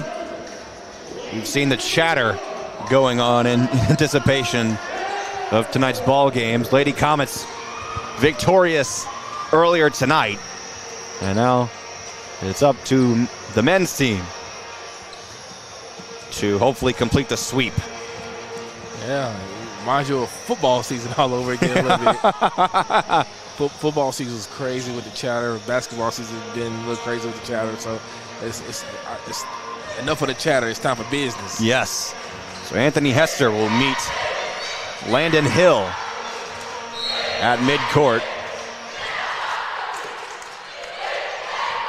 And Comets control. Anthony Hester 2 inches taller than Landon Hill, standing at 6'6". Here's Elliott. Now Rowland, the three from the right wing, no good.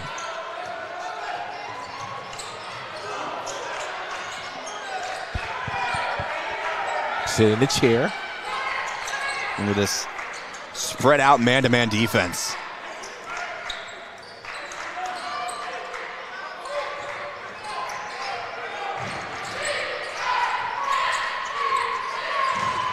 The energy is off the charts coming from the court. And still neither team has yet to score a minute into this ball game.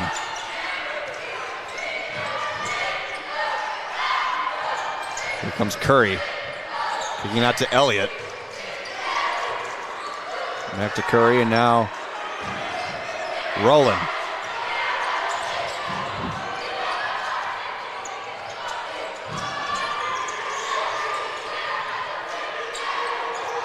Hester is double teamed in the corner.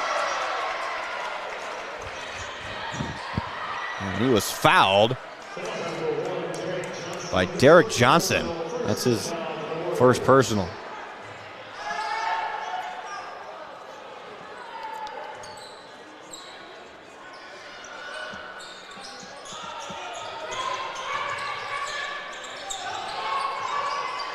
Curry, a high pass looking for Hester, but it's tipped away by Hall.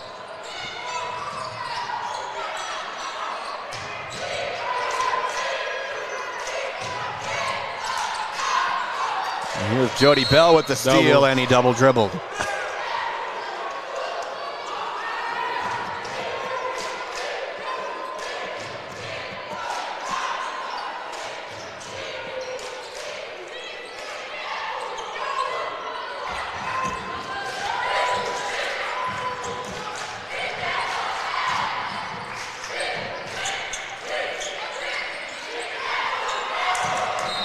Ball goes out of bounds. Good defensive stand there by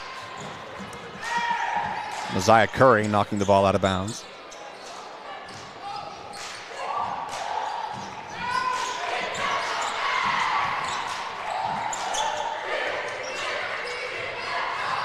The drive, left block.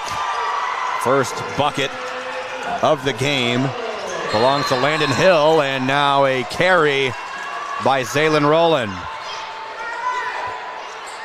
A slow start by the Comets. Bit of a sloppy one, too. Yeah, I think, as we call it, it's the fill them out phase right here. Bit of a weak break jitters, I would assume, especially with the snowstorm preventing the Comets from getting in the gym over the weekend. That definitely plays a factor as well. And a steal by Rowland. They're fighting for the ball. It's a physical game. They call it jump ball. We lift weights. A couple of Comets on the bench.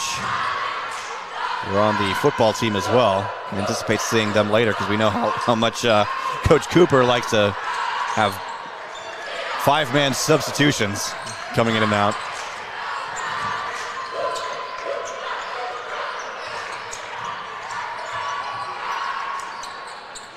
There's a three air ball. Good box out by Dalton Palmer. Zaylin. Dylan's telling me here in the chat, because I promise you they were in the gym at least twice. That's good to hear, combating the conditions. Because the roads were absolutely covered, almost undrivable. Here's Hester. Floater, count the basket. I'll get Derek Johnson with the foul.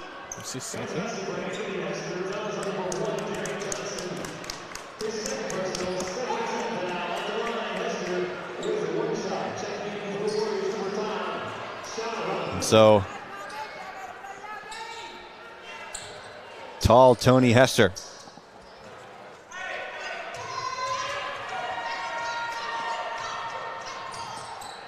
Completes the three-point play.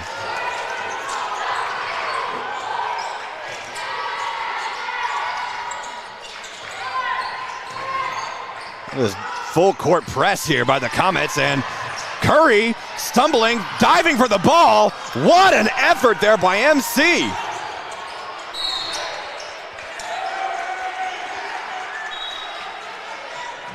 Foul on MC. And after all that effort, they charge him with a foul. Got him with like a little push off. Yep. Coach Greg Hunter in our live chat. Laughing at both of us for some reason. I don't know why. Coach Hunter, what's going on? Why aren't you here? And a blocking foul. They're going to charge it to Zaylen Elliott. I was trying to draw a charge there. All I'm going to tell Coach Hunter is he's not freaking focused, man. He's not focused. And that's all I'm going to tell him. Okay. It's Hollins at the line.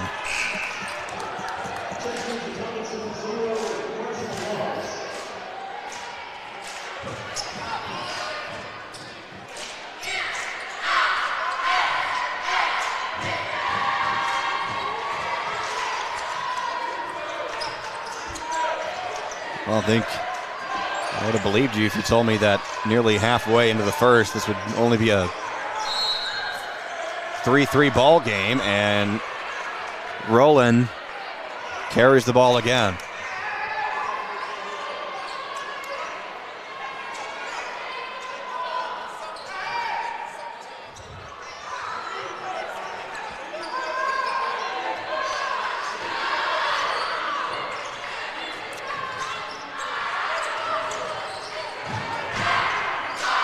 Defensive pressure there by Curry.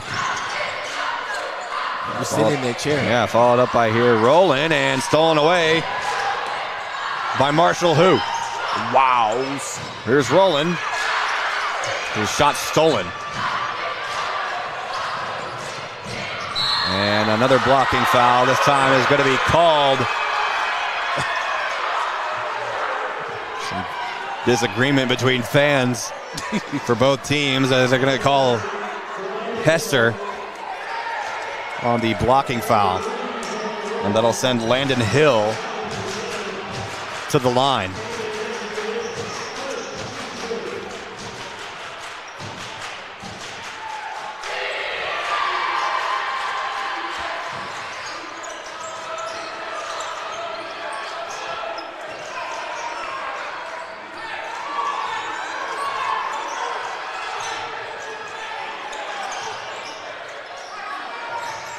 All bringing the pressure defensively.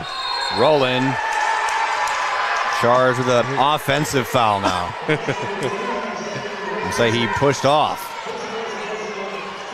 That's his first personal foul.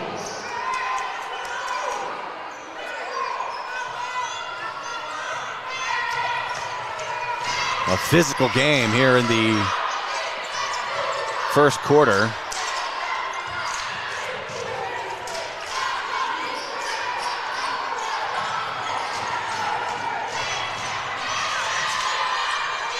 Shot no good, second chance shot no good. Hester with the rebound.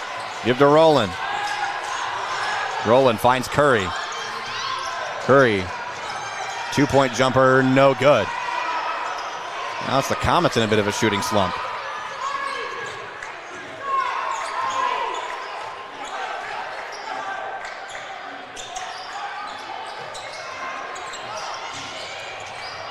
Here's Hill.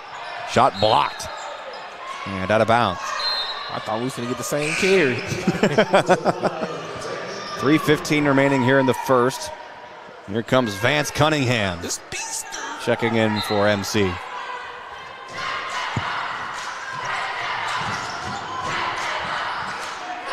Look at how the Comets just fly all over the court on defense.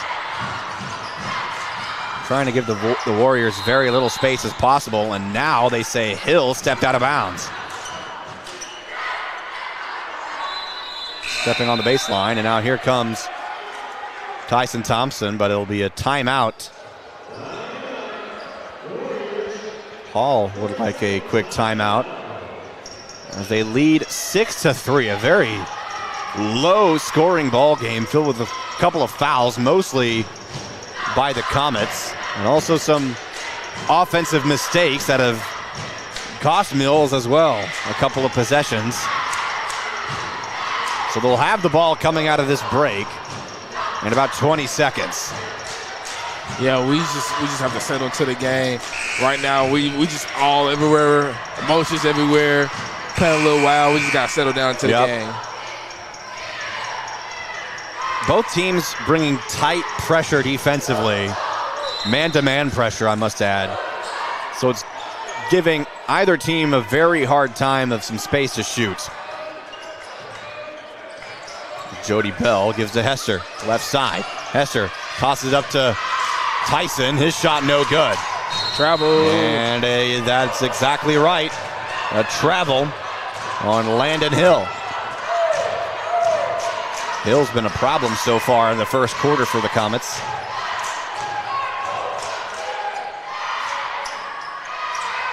Jody inbounds to Hester, gives to Walls. Marshall avoiding the swat. Look inside to Tyson, his shot blocked and goes out of bounds.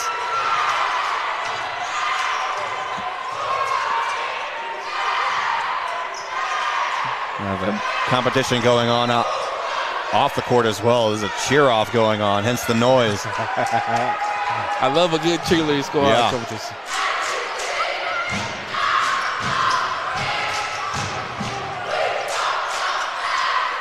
Jody inside, got it from the left block.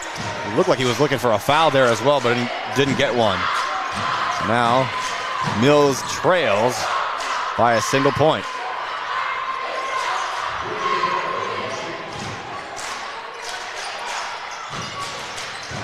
Good defense, tight defense here by Vance. Nearly getting a hand on the ball. Shot no good. Rebound. Good job by Hester. Vance. Good job by Vance. Yeah.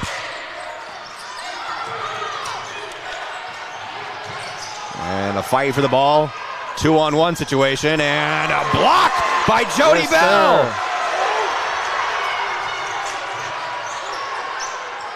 Sir. Jody for two. 15-footer. No good. Tyson falls on the floor getting the ball and jump ball. You're not getting it from him. Nope. I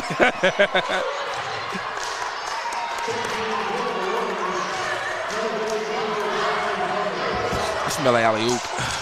I don't know when it's coming, but it's coming. I smell one. With how competitive this game and this atmosphere is, I can imagine that if the Comets get a chance, they'll get some highlights in. Shot no good. Chase for the ball goes out of bounds. Off the Warriors.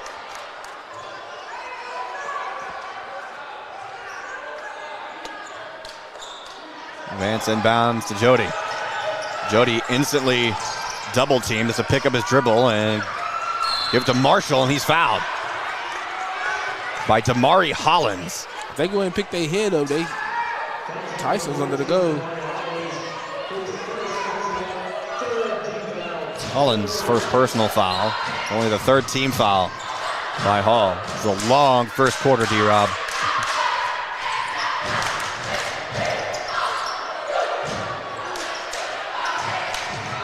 Hester, it's a Tank. Tank looks, gives to Marshall. Walls in double coverage, and he's fouled. I don't know if you can give a foul to two guys at the same time, so. They get a half. That one is also going to be on Damari Hollins. That's his second. Both teams now have 4 team fouls. All we got to do is use our body again, so we're bigger than them. Yeah. Here's Marshall. First shot, all net. Marshall who?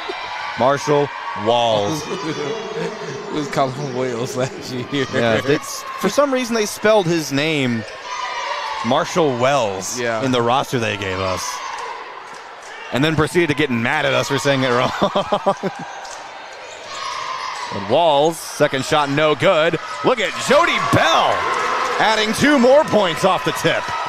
Here we go. Now it's a 2-point lead for Mills. This game is interesting.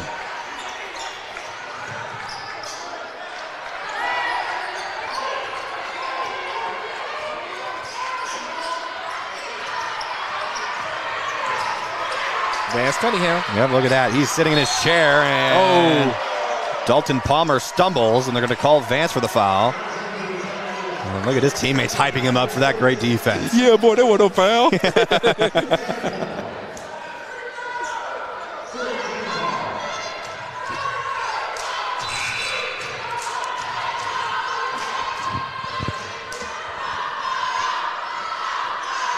And so with that being the 5th team foul, that'll send Palmer to the free throw line.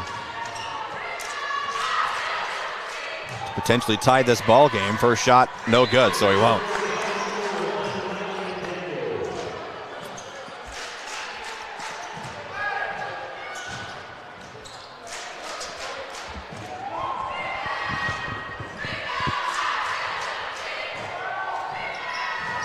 Second shot is good. Now we're just under a minute left here in the first.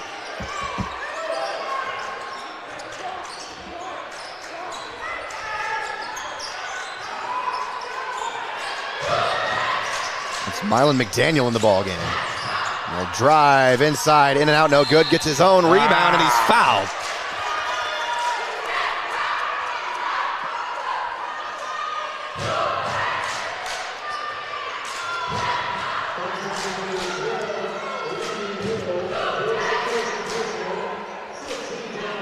Bias aside, D-Rob, I think the Comet cheer team is the loudest cheerleaders in the building. McDaniel's first shot from the line is good because every time they start making noise, I can't help but, flinch a little because they're really loud.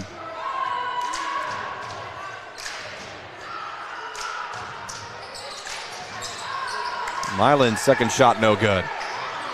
And a mishap with the ball movement. Marshall was trying to steal it away, but it rolls out of bounds, or so they say. It's Hall basketball. I thought they were pointing the other way for a second. I was a bit confused.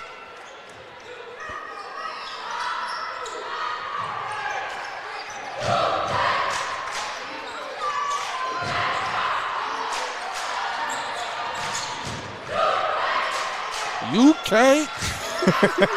But a 7-second difference between both clocks. Shot clock at 10. 5. 2 seconds to shoot. Rowland with the contest, but the shot still falls. 3 seconds left in the first.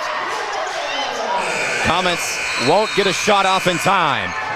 9 points all tied up at the end of the first. If you don't have your popcorn already, start popping it right now. If you don't have any popcorn in the house, call up Uber Eats, call up the pizza guy, sit back, relax, get comfy, because this ball game is going to be very interesting for the next 3 periods, Z-Rob.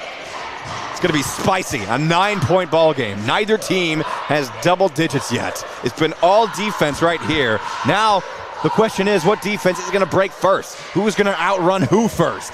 It's just so many questions, I can't do the math.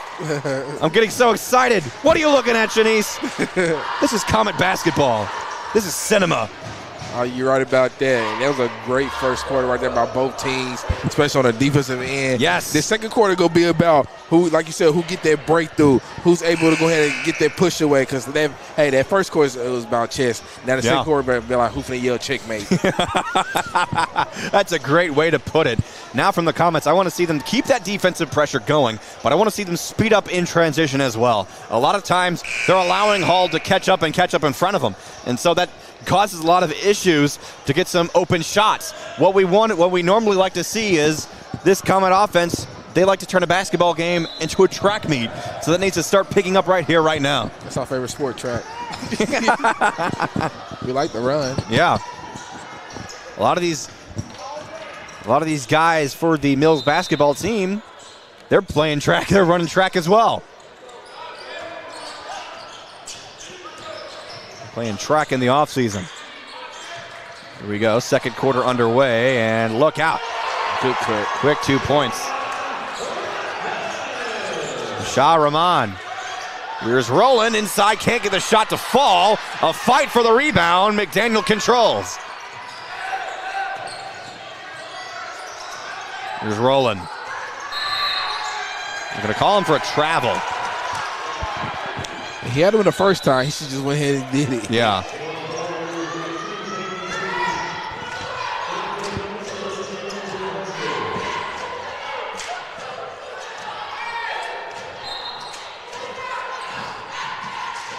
And here's a football pass intercepted by Rowland. Gives to Hester. Anthony. Was he fouled? And they call it. It was off the ball on Dalton Palmer. So an off the ball defensive foul. That's Palmer's first of the game. Here's Rowland from the baseline. Gives to Milan. And McDaniel has the ball stolen away. And look out. Count the basket for Landon Hill as he was fouled by Messiah Curry. A little bit of frustration showing here by the Comets.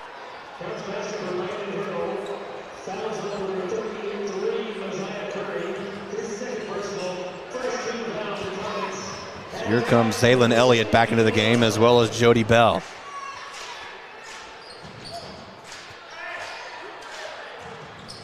They check in for Milan McDaniel and Vance Cunningham.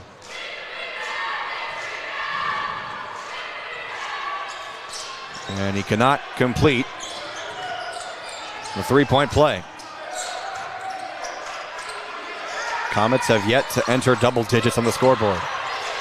Elliott's double team has to give to Rowland. Rowland, a high pass. Hester comes down with it. There's to Jody. Bell for two, got it. They foul it. They're letting them play a bit. Yeah.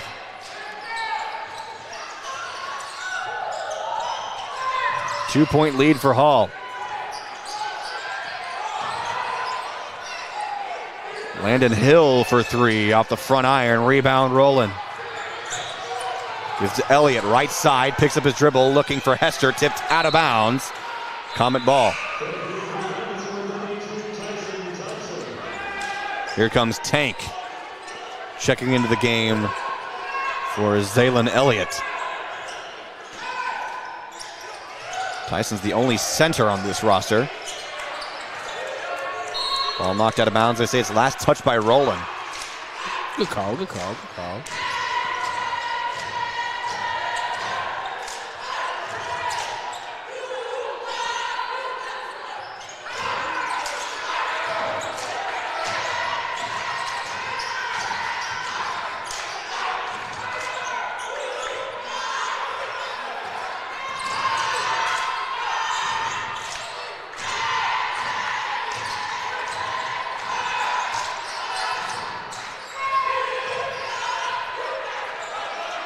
Some speedy defense here by the Comets.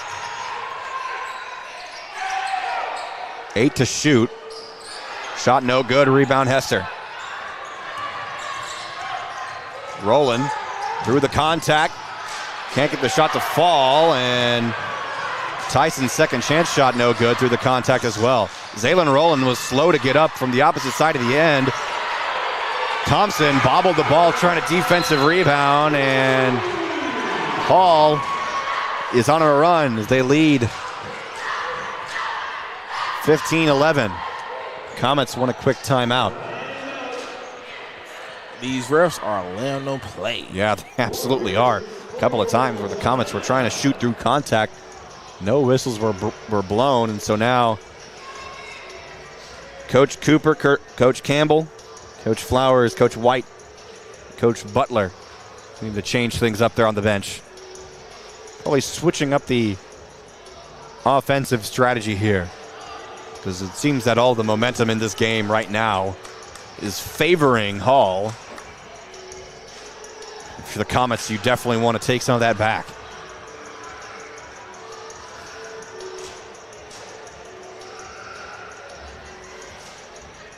It's been a physical and feisty first half so far, D-Rob. Definitely feisty. Definitely like bodies everywhere. Oh, yeah. For the Comets, we got to see, one, cooler heads prevailing through this, all this contact going on.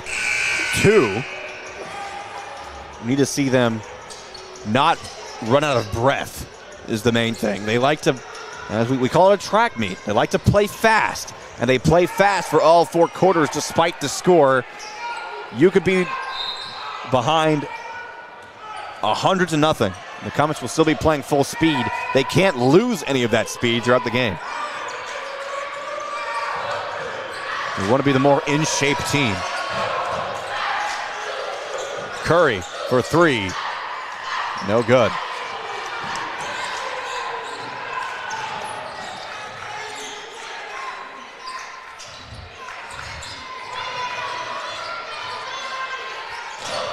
Ball nearly stolen away by Rowland. He had the right read.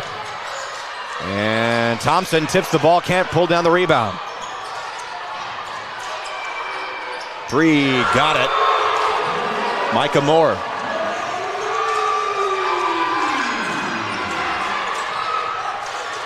Now it's a 7-point lead for Hall.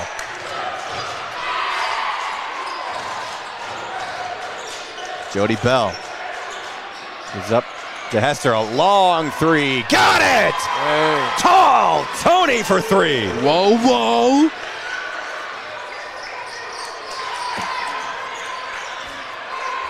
He was talking crazy to somebody on that first row.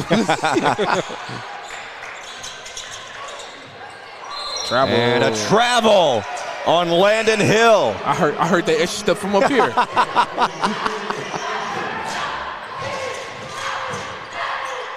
Jeremiah Lattimore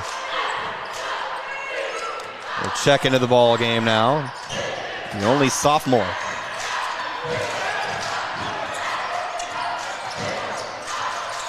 Rowland is double teamed, loses the dribble. Hall steals it away.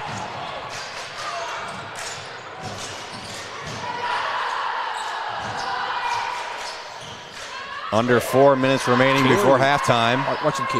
Look how he picked up the ball.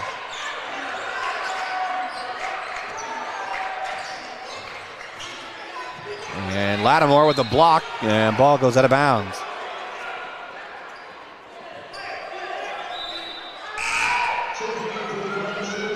Here comes Marshall Walls back into the game, checking in for Rowland.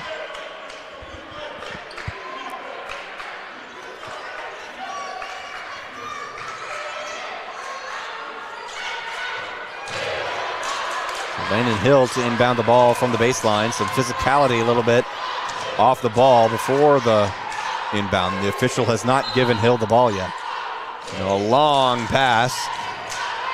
One-on-one here. Micah Moore versus Curry. MC sitting in his chair. Micah Moore broke his own ankles. Push off.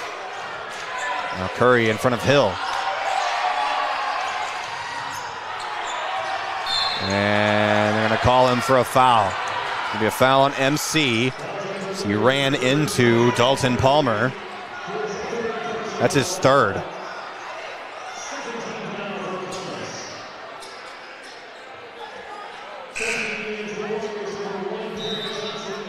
Here comes Vance Cunningham. Checking in back into the ball game.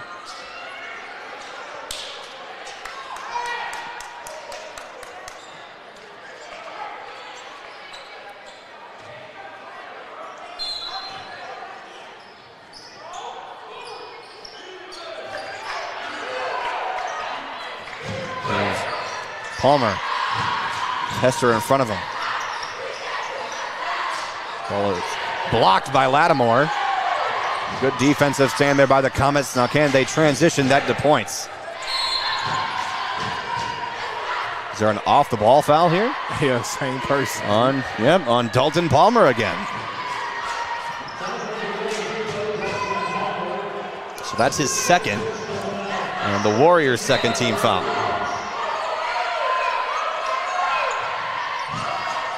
Jody Bell, double teamed as he picks up his dribble, gives a Vance.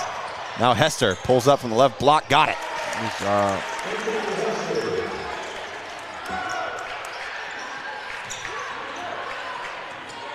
This is where Anthony Hester have to assess himself. Yes. They call him one of the best players in the state, and this is where you have to show it in these type of games like this. Carry. Definitely some Comet fans unhappy with how this game is officiated. And jump ball.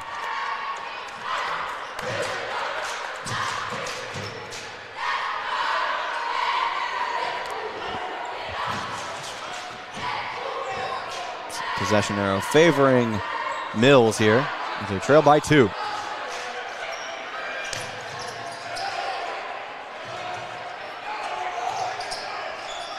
Hester to Walls. Marshall ties the game at 18. Yes, sir. Good cut. Good cut.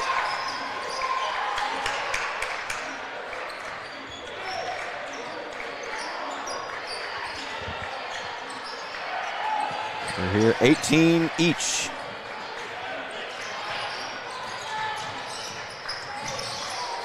There's more. With Vance Cunningham in front of him. Hall has 10 to shoot. Hill shot no good. Rebound Marshall. Good defense. Here comes Marshall. Walls through the contact, no good. Second chance shot though, complete by Jody Bell. Here we go.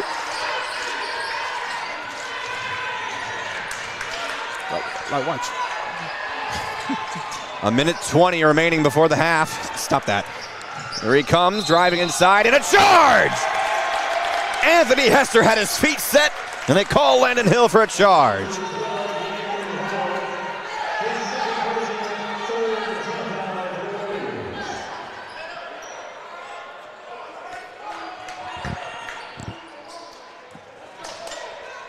That's Hill's second personal foul of the game.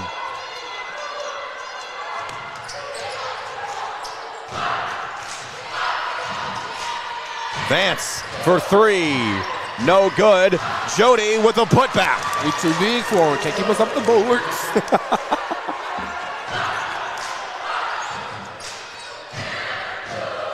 50 seconds before halftime. Hall looking for one last possession here. Look at Marshall Walls with his tight defense. Hyping himself up, sitting in his chair. That's one thing he gonna do. He gonna always have himself up now. There's Micah Moore. I'm going to call Walls with a foul, I believe. Referee, what he do? Blow on him? That's what it looked like.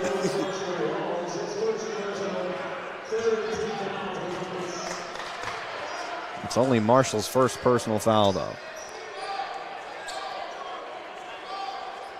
Both teams with 3 team fouls. So shot clock is off with 30 seconds remaining in the first half.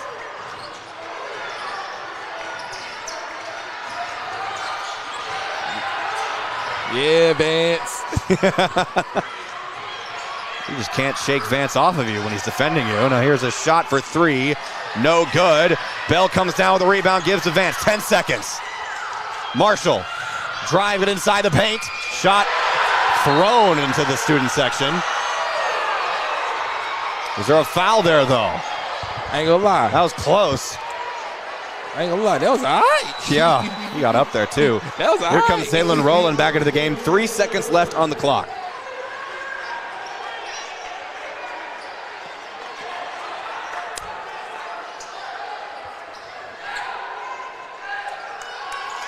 Rowland will inbound from the baseline with 3 seconds left and calls a timeout.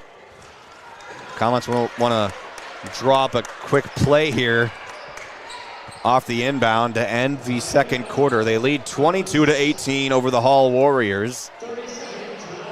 This has been an exciting ball game.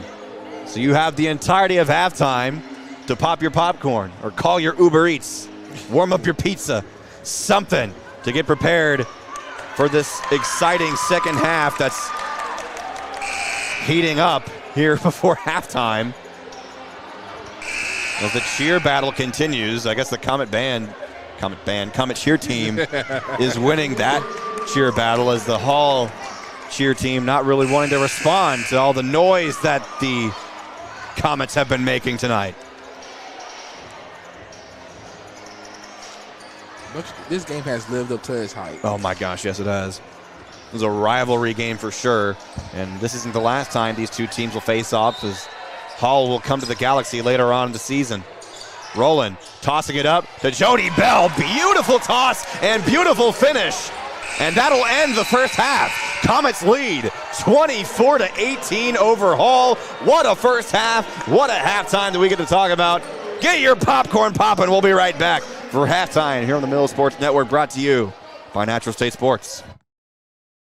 You should choose PCSSD because of the great teachers, the great staff, and the opportunities that your child will have to further their education, their social development, and basically just their lives. My kids are getting a great education. They are getting great opportunities to be involved in sports and extracurricular activities in the community. I believe that for our family, we chose the best possible school when we chose PCSSD. If I were to do it all over again, I wouldn't do anything any differently.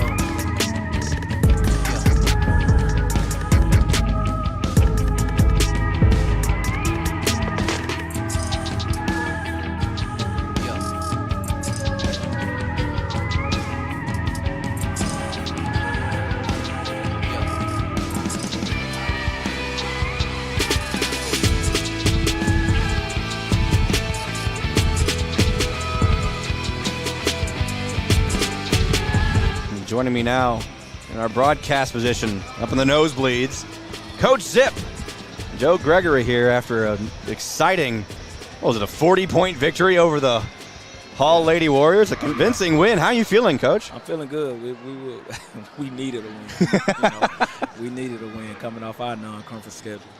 So coming in, starting conference play 1-0, that's a big deal, a big morale booster for your team. And also after a week-long break, you had a game scheduled on Friday night that couldn't be played due to the snow. How often were you able to get into the gym over the weekend? To be honest, we didn't. Wednesday was our last day of practice. Really? We didn't. We practiced Monday. We were able to get in the gym Monday, and that was it. I know some schools didn't even have that. Yeah. So. And I kept seeing reports everywhere like, oh, this school district's closed. This school district's closed. Right. Even after the weekend, after it seems like the roads were completely cleared. Right. I mean, this was, next week, well, is it next week? They said some more weather is coming. Yeah, a cold snap. I haven't checked what the chance of snow or ice is for that yet. All I know is it's going to be very cold. Yes. So hopefully that means, if there's no ice or snow, that means you and your ball club can keep heating up the competition here in the gym. Most definitely, man. Like I said, we're just happy to get this win. We want to 2 or 3. We were on a 3-game losing streak. Mm-hmm. So all of that was non-conference. So to be 1-0 in the conference is a beautiful thing. So now you're looking forward to playing East Em on Friday night at the School for the Deaf. You have tomorrow and Thursday to prepare. What will your main focuses in practice in the lab be leading up to this game? Well, I talk to my girls, we have a different mindset right now. We had a very tough, and I keep saying this, but we had an extremely hard non-conference schedule, and that was on purpose. Yeah. I want to really go out here and win this 4A South. That's our goal, and we got to start now. Yep. But as our focus, man, we're changing some things up, man. As much as I would love to play man-to-man 90%, 95% of the game, realistically you can't. So we're in the lab grinding, just changing up some things that better fits our girls. Well, I like it, Coach. You're starting conference play on a positive note, and hopefully that momentum can keep rolling through Friday and into next week. So congratulations on the victory, and here's to keeping that grind going and getting better every single game, right? Most definitely. So congratulations, Coach. I'll let you go home and get some rest. All right, I appreciate it. And we'll see you Friday night, Coach. Yes, sir.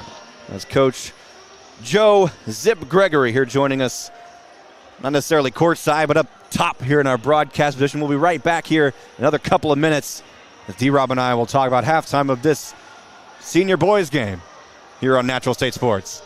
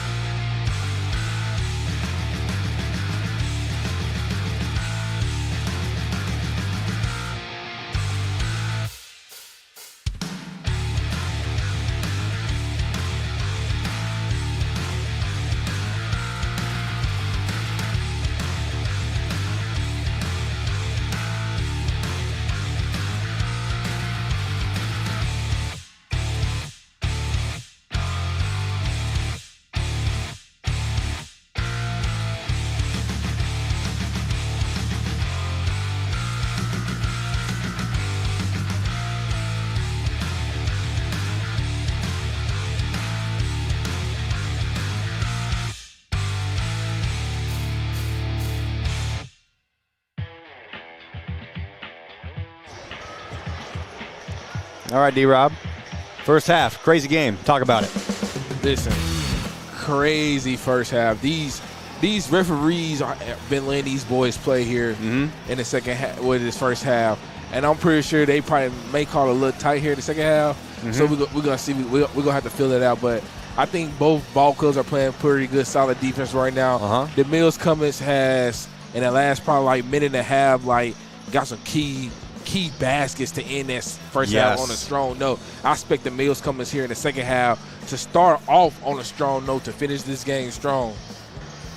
A highly defensive, low-scoring first half as well. Comets only leading 24-18. I can't recall them having a halftime lead this low, any lower than 30 or 40 points. So it's all going to come down to which team can play better defense. That's how it went for the first half. I want to see who can keep that defensive pressure going for the remainder of this game, because the Comets, they can, as we say, sit in that chair, put that seatbelt on, and just take a seat and lock down. And they've been doing that very well. But a couple of times, Hall would be able to puncture through some holes through the defense. So now it's up to the Comets to try and outrun that Hall defense. They definitely, our Mills Comets, they definitely sit in their chair for sure. And I think the Hall Warriors got a little winded towards the end of that first half, because Mills re-rotating players, and Hall, they not rotating that many players. They don't have that many players in rotation. And one thing Coach Cooper go do, he go keep throwing you them fresh legs. Hey, you fresh legs, and we gonna continue to press on the ball, because we play on ball, great on ball defense. We getting some good seatbelt defense from Vance Cunningham off the bench. He's up in your grill. He's nagging over there. A little Patrick Beverly up in him. we usually get it from Chance Haynes, but he's not playing tonight. But we getting it from Vance. He's not. We get it from Vance Cunningham. So man, it's a great job by the Mills Coming defense so far. I was expecting to see Chauncey in the game tonight, but for unknown circumstances that we don't know, and if we did, we probably wouldn't be able to say. I guess he's not playing tonight. Yeah.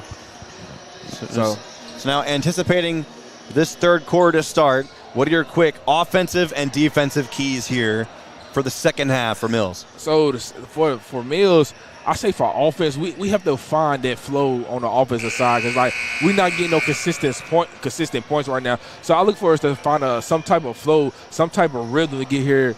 And then on the offensive side, as far as defense side, we're really not doing nothing. We playing our game on defense, and we just got to continue to get stops. When you add them stops and scoring them points on the offensive end, guess what? That lead just going to get bigger and bigger and bigger. And see how it can go here as Hall will set up to inbound from the sideline to start the half.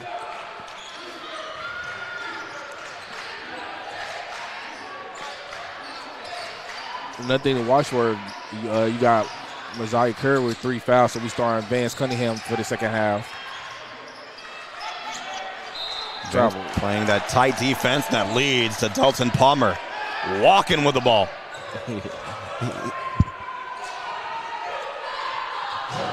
You travel.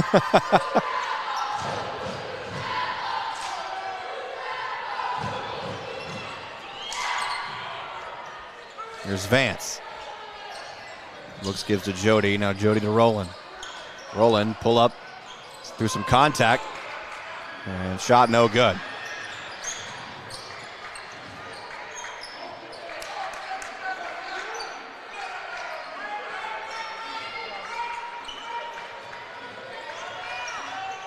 Look at this defense by Anthony Hester. Nearly getting a hand on the ball, but instead they're going to call him for a foul. Oh, man.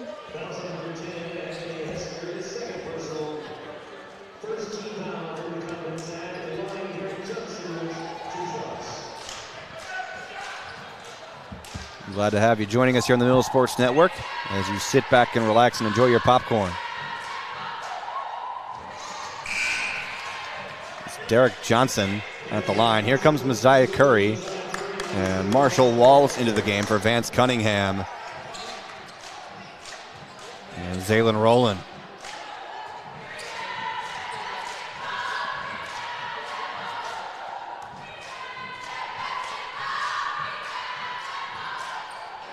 Second shot, no good. MC with the rebound. Grown man rebound right there.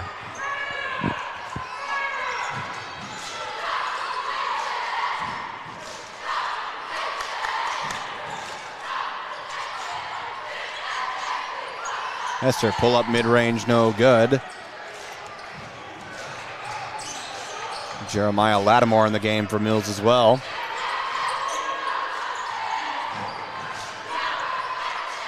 Drive. Ball slowly falls through for Dalton Palmer. Bell has the ball knocked away from his hands. And there's Palmer again. And just like that's a one-point game. Marshall inside, got it. Yes, sir. Comets trying their best to fight through the contact with each shot.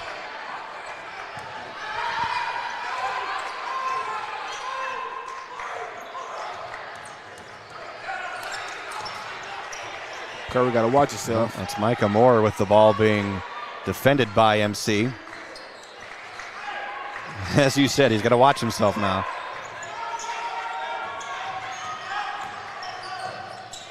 And he loses the ball. What in the world happened there? But it's still controlled by Hall. And now a shot at the buzzer. Oh my goodness. Derek Johnson. Shot clock violation. Did they count it? Did they count the basket or was it a violation? It's a violation. Wow.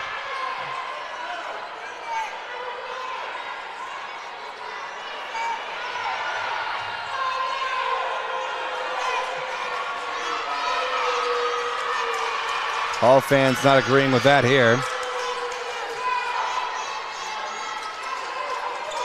Dylan in our chat saying that's not Lattimore. Are you sure? Because we have number 12 on our roster named Jeremiah Lattimore. If you're saying Coach Cooper's lying, tell that to his face. That's Xavier's, talking about 12. That's Xavier Simpson. So he's wearing 12 tonight. Yeah. It's interesting. I wonder if Lattimore's also not playing tonight. And we weren't told a thing about it.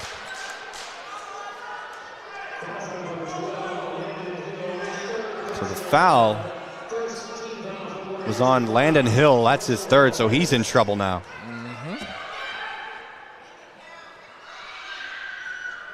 Marshall. First shot, no good.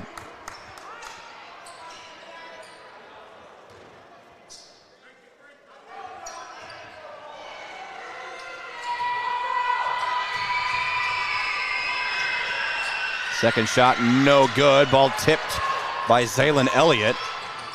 And here comes Hall in a fast break and a dunk by Rahman.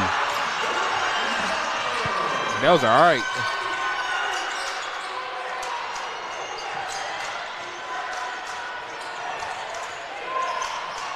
A long three by Elliott.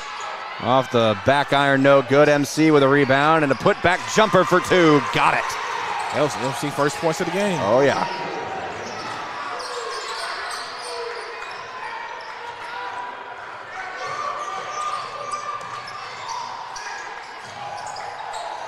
And they're going to call a blocking foul on Mosiah Curry. That'll be his fourth. He was trying to draw a charge. Here comes Tyson Thompson, Anthony Hester, and Zaylen Rowland.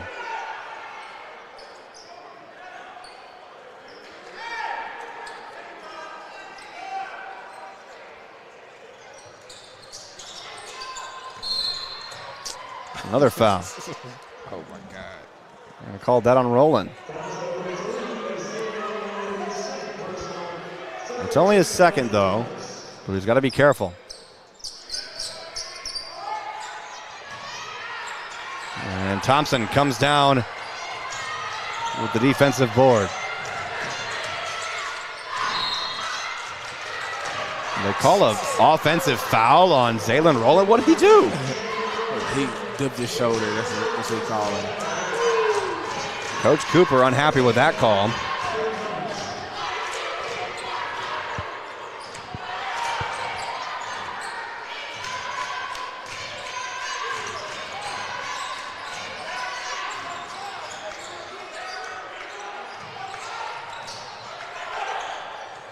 The three is good from Dalton Palmer. Ties this game at 28. And stolen away. Micah Moore to Palmer again. No good. Comets on a slump.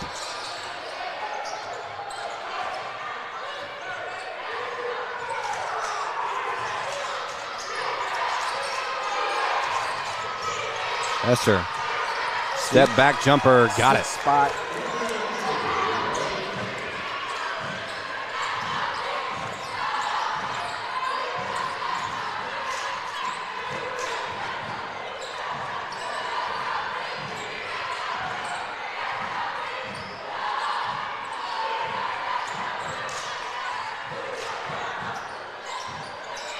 Wow. Long three by Micah Moore with Zaylen Elliott's hand in his face. Here's Rowland. And the paint shot no good. Tank comes down with it and gives the putback. This is a crazy ball game. Got a tick. And did Coach Cooper get a technical foul? Yes, he did. Knowing Coop, he's a vocal coach. And Coach Campbell has to be his get-back coach. This is an insane game. And now Micah Moore will shoot technical shots. Hey, Coach Coop, I got to put you in the stat book. This is yep. This is a drama-filled game.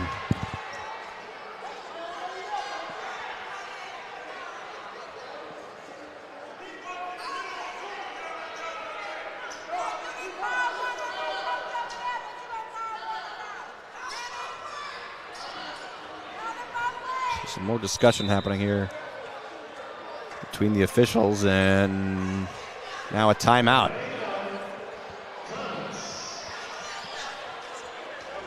And the discussion continues between Raymond Cooper and the officials. He's not happy with how this game has been called, and now some discussion between both benches now.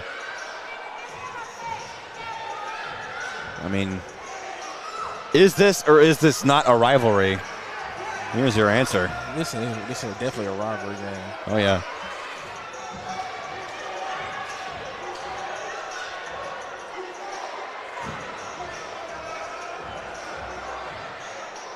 See why I tell y'all to get your popcorn ready for these games? They ain't had a popcorn already. Oh, yeah, because you never know what's going to happen.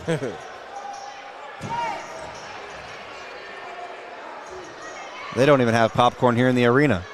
None. Are you upset? I'm a little bit perturbed. So with this technical foul being called, do you think the game's will be called a little tighter here? All the tit-for-tat fouls? That's a good question. Because look at the team fouls on the scoreboard right now. 5 team fouls for Mills, 1 for Hall. And the only foul trouble we really have, we got Mosiah Curry with 4, and we got Zaylen rolling with 3. Here's Micah Moore shooting technical shots all alone. That ties this game at 32.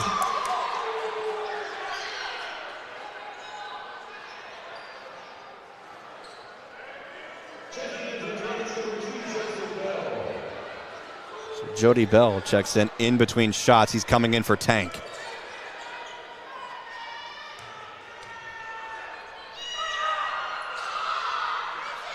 Second shot no good, so we're tied at 32. And it'll be Warrior basketball.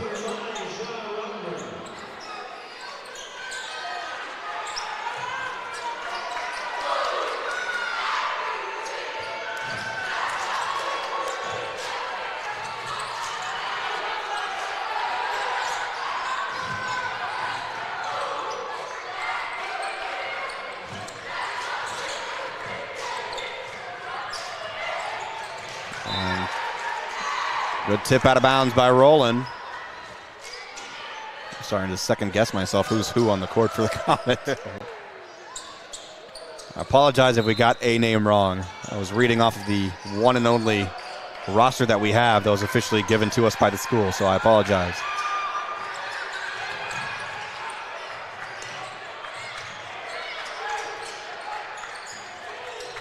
Look at this defense by Mills. All over the place.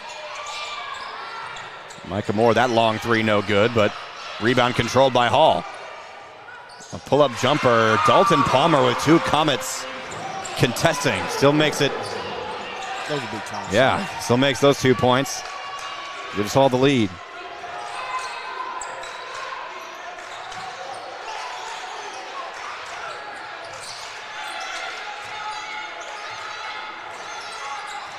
Marshall, pull up in the paint. Ties the game back up. Just smart shot by Marshall Wall right there by popping. Yep.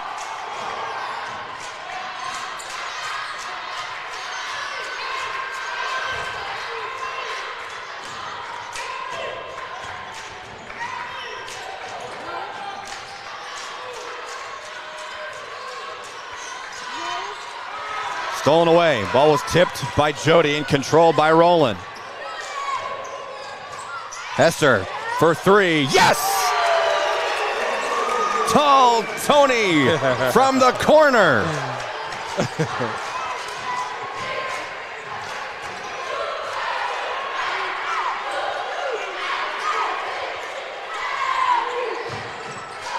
The stadium pulse is heating up. Travel. And a double dribble called. So he traveled, he doubled at the same time.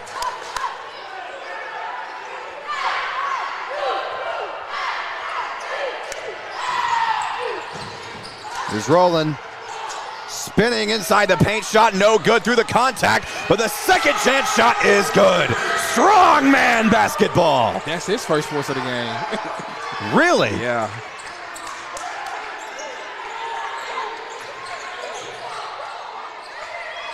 Palmer, no good. Rebound, Bell. Marshall, down the paint, foul.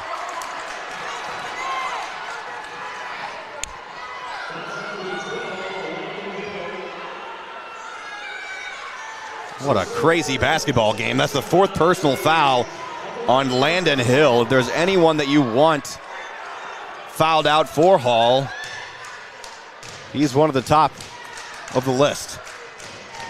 Marshall's first shot from the line, no good. Here comes Messiah Curry checking in for Anthony Hester. I probably would have killed Messiah out for the rest of this quarter because he playing with 4 fouls. He's one of our like physical defenders.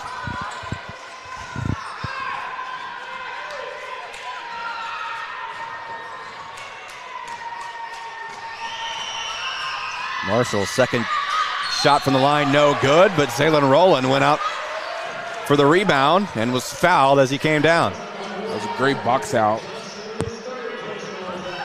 It's now the third personal on Derek Johnson. Very few substitutions I've noticed for Hall, especially if you compare to Mills. Rowland, first shot from the line, good. Makes this 6-point lead.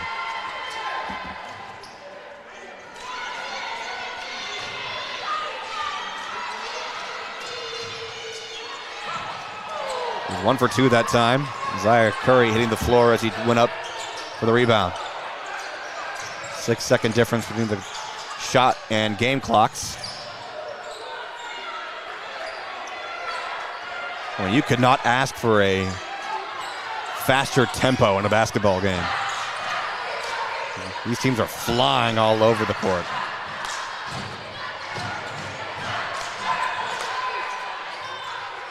Five to shoot for Hall.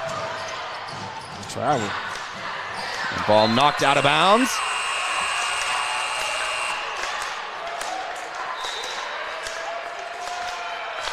Now a discussion here by the officials. Did they call a foul or...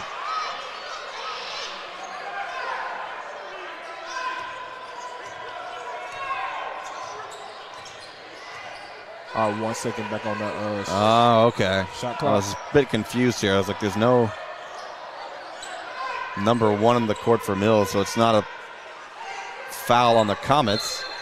And now a technical foul. This time to Hall's coach.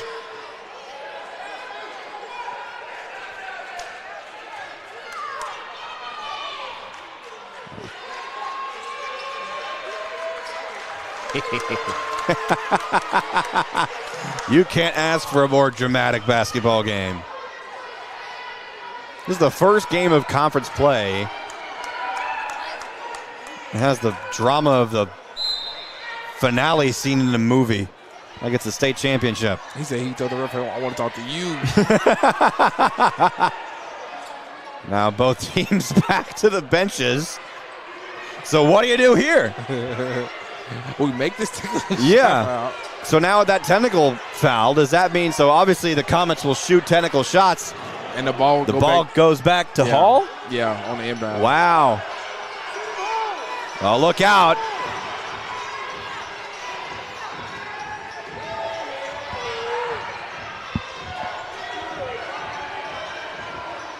Get him out of here. And he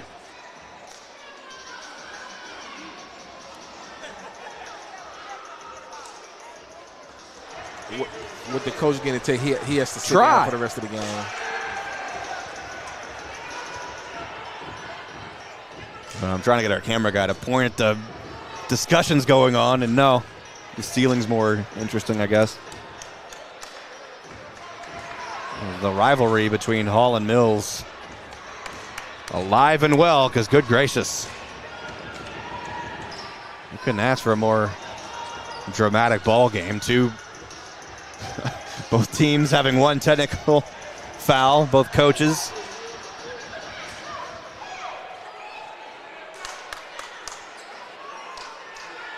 And discussion still ongoing between the officials. We still have 8 seconds left in this third quarter and a full fourth quarter to play. So here's Messiah Curry shooting from the line. First shot off the front iron.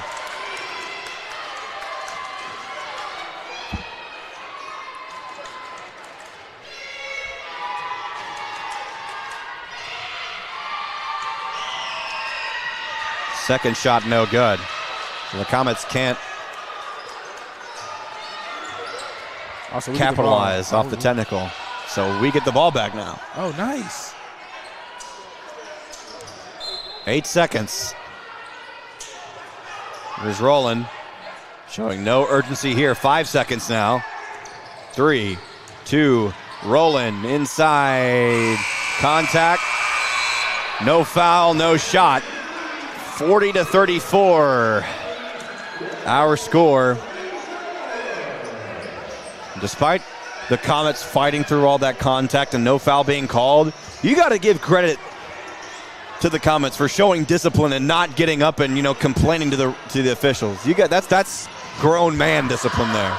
Yeah, because the only thing you do, you really don't control what you can control. Yeah. And the only thing they control is the flow of the game, the pace of the game. They just have to keep level-headed. And we have about 6 points going into this fourth quarter right here. We have to finish strong as a team. We have to. This is where you gut check yourself right here. Yep. I don't think we have any seniors on the team this year, but somebody has to step up and be the guy to end this game. We do have a couple of seniors here. Quite a few, actually. A couple of whom, obviously Chauncey Haynes being one not playing, Tyson Thompson, Xavier Simpson, Zaylen Elliott, Zaylen Rowland, Joseph Bell, Mylan McDaniel. Yeah, somebody had to be good. Seniors. Somebody had to be good check right here and man up and finish this game off.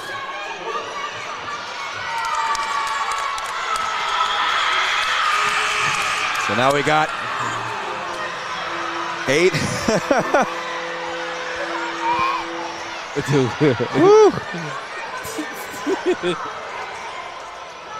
Rivalry between basketball teams, football teams, and cheer teams. Listen, we had some good cheerleading battles this year. Oh, yeah.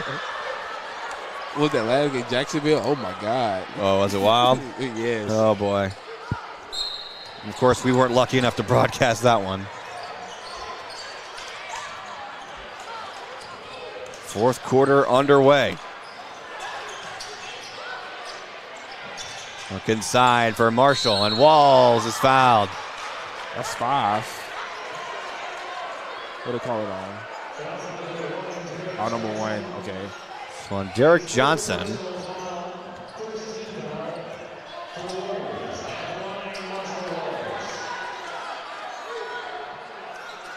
Scoreboard says number 2, but I don't think that's right. There is no number 2 for Hall. Free throws are our friends. Here's Marshall who? Wow. At the line. First shot, nails it.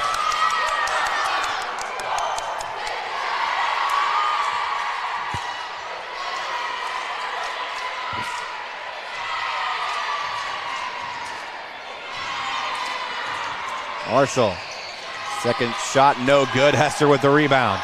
Anthony gets 2 more points for the Comets. That's how you capitalize off a missed free throw.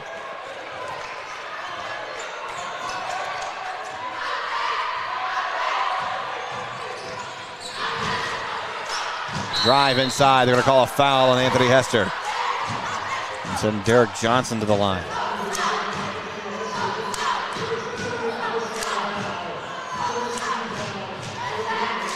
It's one of these games where, as a commentator, you just got to sit back and let the game do the talking.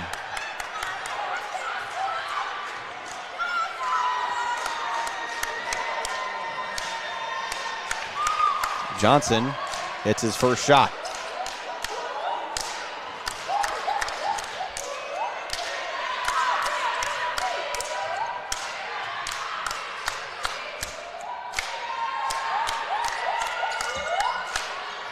An offensive rebound for Hall after the missed second shot. Moore for three. Can't get it to fall. Ball tipped and controlled by Hall. Now wide open was Johnson, but his shot was blocked by Marshall, but they're going to call Walls for the foul.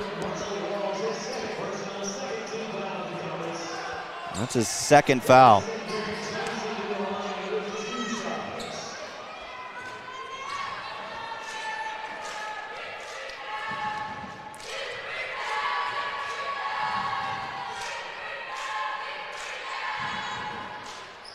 First shot for Johnson, no good.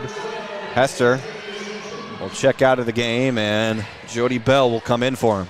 I know he'll get a little breather right here. Yep. I don't expect him to be on the bench for long.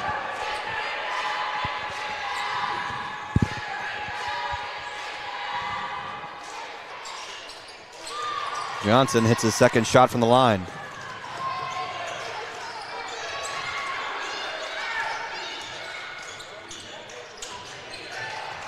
Oh, and rolling, spinning, getting a mid-range jumper, no good. Marshall Walls with the putback.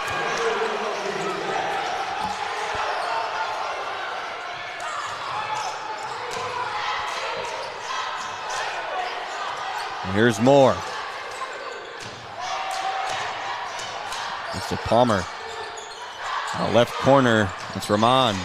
Driving down the baseline and up and in for Derek Johnson. He was left open for a moment, and that's just enough time for him to get 2 points. Rolling.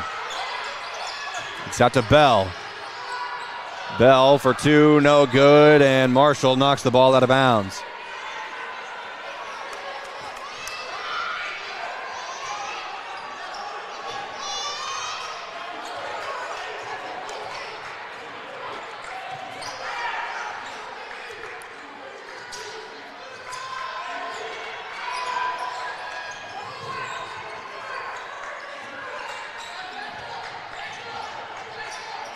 Palmer being guarded by Marshall Walls.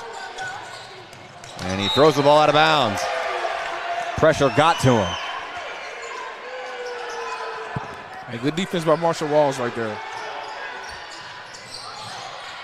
Here's Bell. Here's the Walls. Someone a foul? Lost the ball as there was some contact from behind, but no foul called.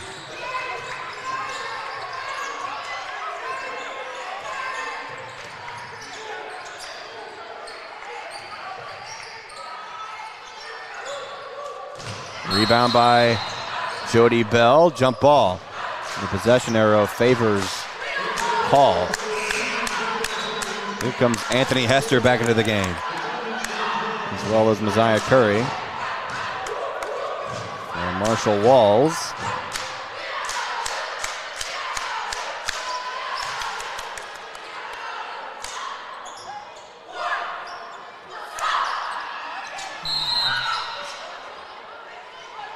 And off the ball foul. We'll call it on Jody Bell. It's his first.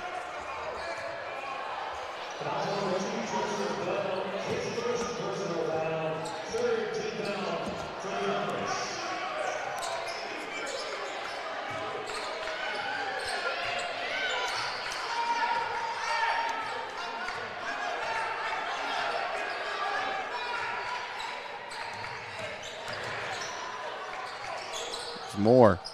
In and out, no good. Good job by Curry not fouling right there. Here's Hester. Gives to Roland, and they'll reset their offense. Let him cook. Hester. The right shoulder gets it to fall. He got the friendly roll. 9-point lead now for Mills.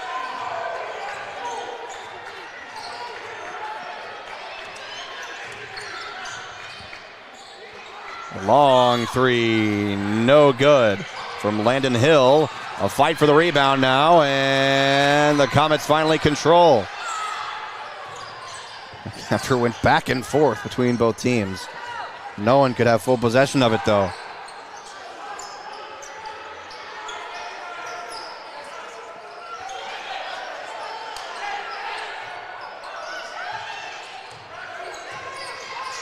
Bell, hard foul.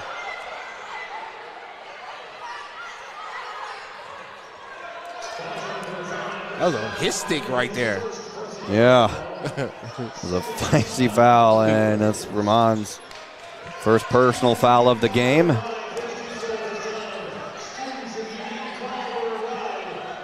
Marshall Walls checking back into the ball game, as well as Vance Cunningham. As Hester gives to Curry. Curry to Roland. Zalen kicks it to MC. Curry dishes it to Walls, but Marshall wasn't quite ready for it. Now a fight for the ball. Ball remains with Mills. Use up.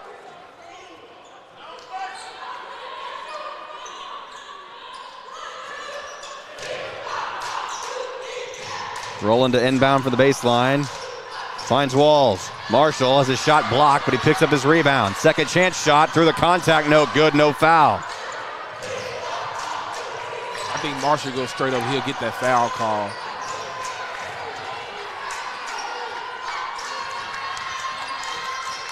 Here's more. Long three, airballed by Landon Hill. Airball. Jody Bell will check back into the game now.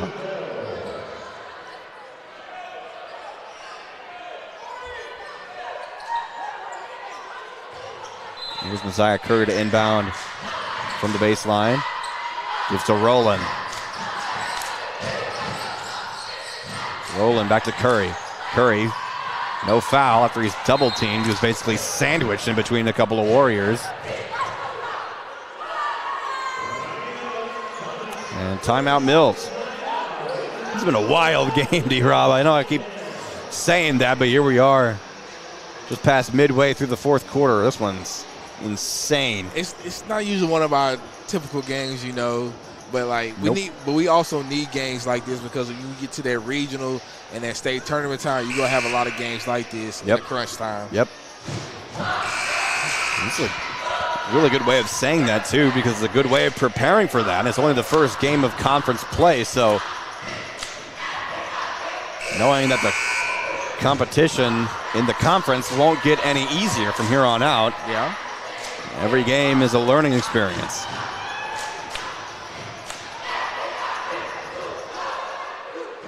Zaylen Rowland will inbound the ball from the baseline.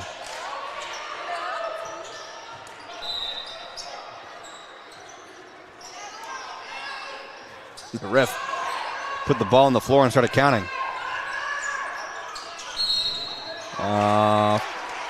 He was grabbing. An off the ball foul.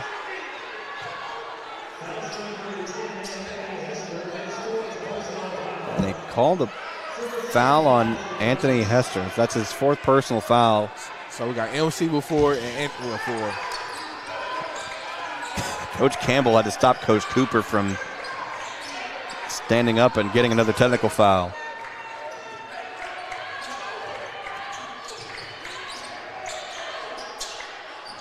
There's Hill, shot no good.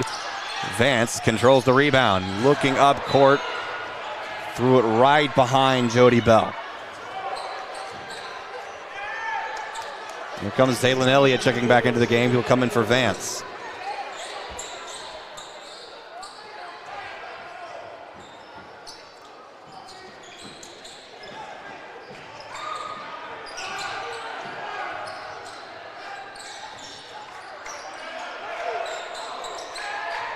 Man-to-man defense continues here by the Comets.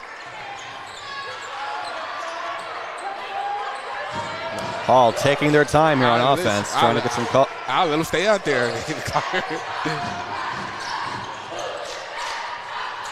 Palmer for three, no good. Almost got his own rebound. Ball rolls out of bounds. Who touched it last? They say it was the Comets.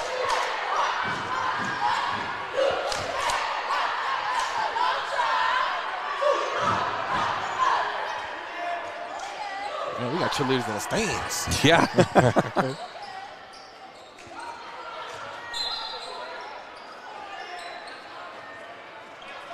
Long pass to start a new possession for Hall.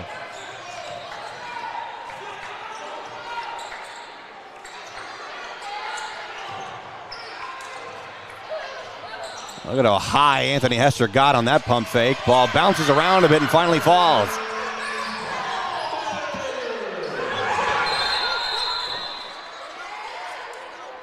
And Hall calls a timeout. I didn't know what they was doing. I didn't know either. Now a 7-point lead for the Comets. 2 minutes, 12 seconds remaining. A dramatic game. And a physical game. A hard-fought game. A fast-paced game. Anything you could ever want for a competitive basketball game, we've had it here tonight.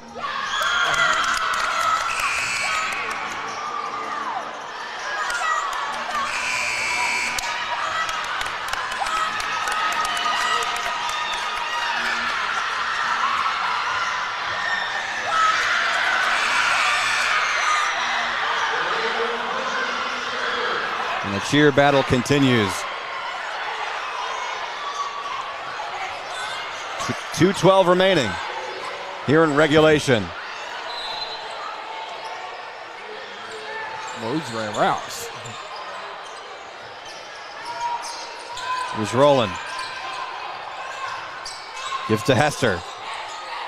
Look at this pressure that Hall's bringing on here for the remaining 2 minutes.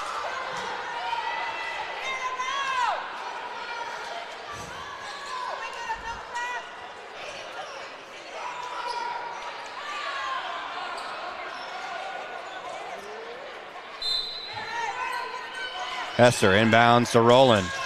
Look at this double team. A lot of contact. No foul. No call. No jump ball. Still more contact. It's a football game. This is getting a bit ridiculous.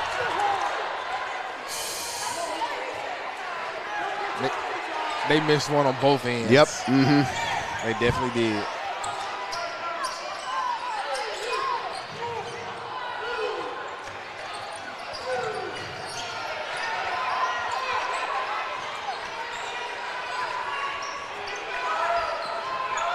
.100 seconds remains in this one.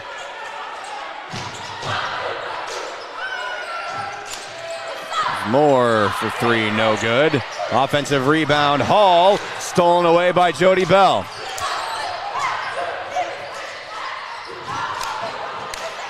Shot no good, out of bounds. Last touch by Mills. Well, if they go call foul, at least they ain't calling it both ways. Mm-hmm. My lips are sealed. All our fans watching, though, have had plenty to say.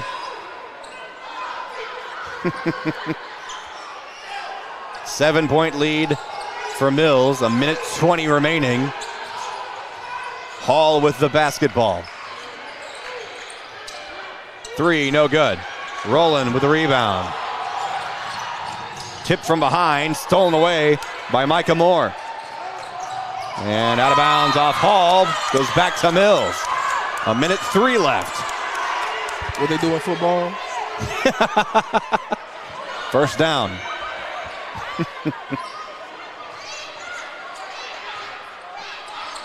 Hester inbounds, loses it, and accidentally gave it to Dalton Palmer, who was wide open. And now timeout Hall. Zaylen faked and out. Yeah. Now just under a minute left. It's not what you want if you're the the Comets.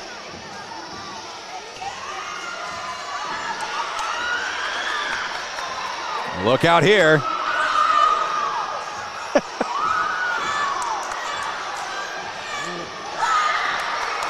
the cheer and dance battle continues. What was that?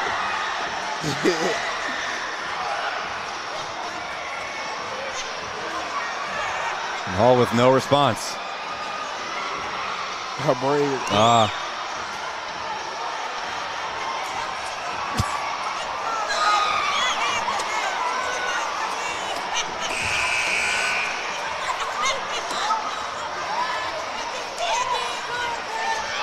I ain't got nothing to say. I ain't got nothing. We just gonna say it wasn't secure. We get There's a lot of fans on their feet here with the remaining minute of the ball game. This game's had everything. Jody double team, pick up his dribble, gives to Roland. Roland crosses midcourt, gives to Hester. Anthony has the ball tipped away out of bounds. Shanice is stressed over here. Pat the wire. An inbound intercepted by Hall. 45 seconds remaining. Another foul.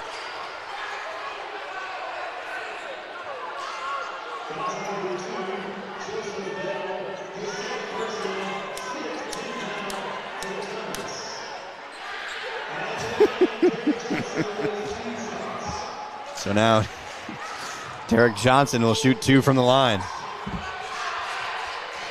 Over 150 live viewers right now. We appreciate each and every one of you for joining us for our basketball coverage tonight. Make sure to join us on Friday night as well as the Comets travel to take on East Em at the School for the Deaf. Better yet, even better than watching our broadcast, come to the game itself. And second shot is good. Only a 3-point lead now for Mills. Elliott to Roland. Inside. They call him for a charge. They called Zaylen Roland for a charge. Basket does not count.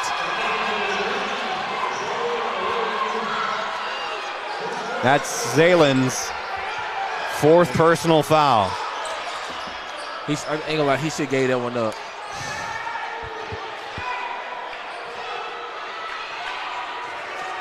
Hall down by 3. 3 seconds between the shot and game clocks. Micah Moore almost throws it back court, intercepted by Elliott.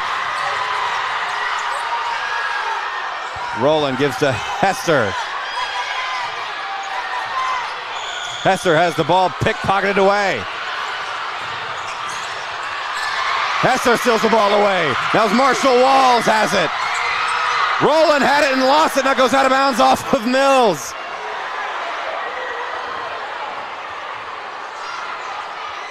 This is a pinball game all of a sudden. Oh, yeah.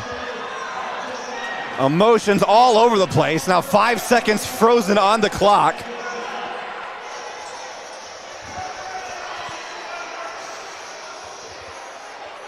We got to check our schedule here, D-Rob, to see when the next time that these two teams meet. Looking at it now. I'm not seeing another meet between these two. It gotta be. Not what I'm seeing. In conference, you play each other twice. I was thinking so. So officially, it's February 4th. Yeah. We don't have that on our broadcast schedule for whatever reason. Yes. So we better be there for that game. Oh, you know we are. Yeah, we better. There's no reason we should miss a conference game. But, you know, we're not in charge for when and where we broadcast, so I guess, you know, if we miss an important game,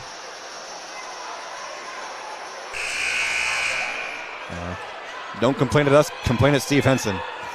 He chooses when and where. We want to be here, though, for each and every game. So now 5 seconds left. Comets lead by 3. 4 seconds, 3 seconds. More for 3. No good. Rebound. Marshall Walls. Comets win a crazy competitive game. Starting conference play strong on the road. A hard-fought, hard-earned victory. Emotions were high and all over the place for this ball game. Both teams meet and shake hands. A 3-point victory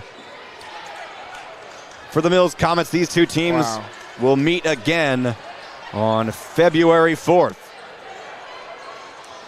Great battle to open up conference play right there.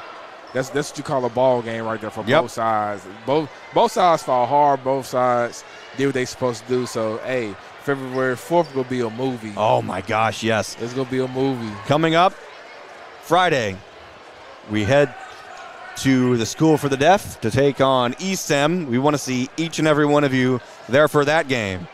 And then following that game, a week, I guess 10 days from today, I guess I have to check the other schedule. Because it says here our next broadcast is at Bauxite. I have to check with the official schedule, though. And it is at Bauxite. And that's a Friday night. So we have a week gap, I guess, between games. No game scheduled on Tuesday the 21st. So 2 more away games before we're finally back in the Galaxy on the 28th hosting Malvern. So for those next games, we want to see y'all there. Don't meet us there, beat us there. If not, be here on the Mills Sports Network watching this broadcast. Have your popcorn at the ready. Have your pizza at the ready. Have anything you like to eat during a movie, because these games become movies once the tempo gets going. From the jump, this game was crazy, D-Rob. Oh, yeah, from the jump, from the tip-off, man. These referees let these guys play on tonight. It was it was just crazy game. Straight football tackling. It was, listen, you name it, it happened tonight. Even from the cheer off and everything, you name it, it happened tonight, man. And at worst, we didn't have anyone foul out for this game. We only had one technical foul on Coach Cooper, but he wasn't ejected from the game, so we will see him Friday night. Yeah. That's a good sign, because first game of the year, he had to sit out, remember? Yeah, he did. He had to sit out for that game. We had the debut of Aaron Campbell. And honestly, if Coach Coop does get thrown out of the game, I feel comfortable if we put Coach Campbell behind the wheel, because she knows what to do. Yeah, we safe. She's an assistant coach, but she has the philosophy and the motivation. She knows what to do as a head coach if she has to fill in. So honestly, as you said, yeah, we're safe. And we're done and out of here for this ball game. I'm hungry, so I'm going to get me, some chicken or something. So, for Shanice, for D-Rob, for everybody here at the Mills Sports Network, this is Trip Kidder, the voice of the Mills Comets, saying good night from Little Rock.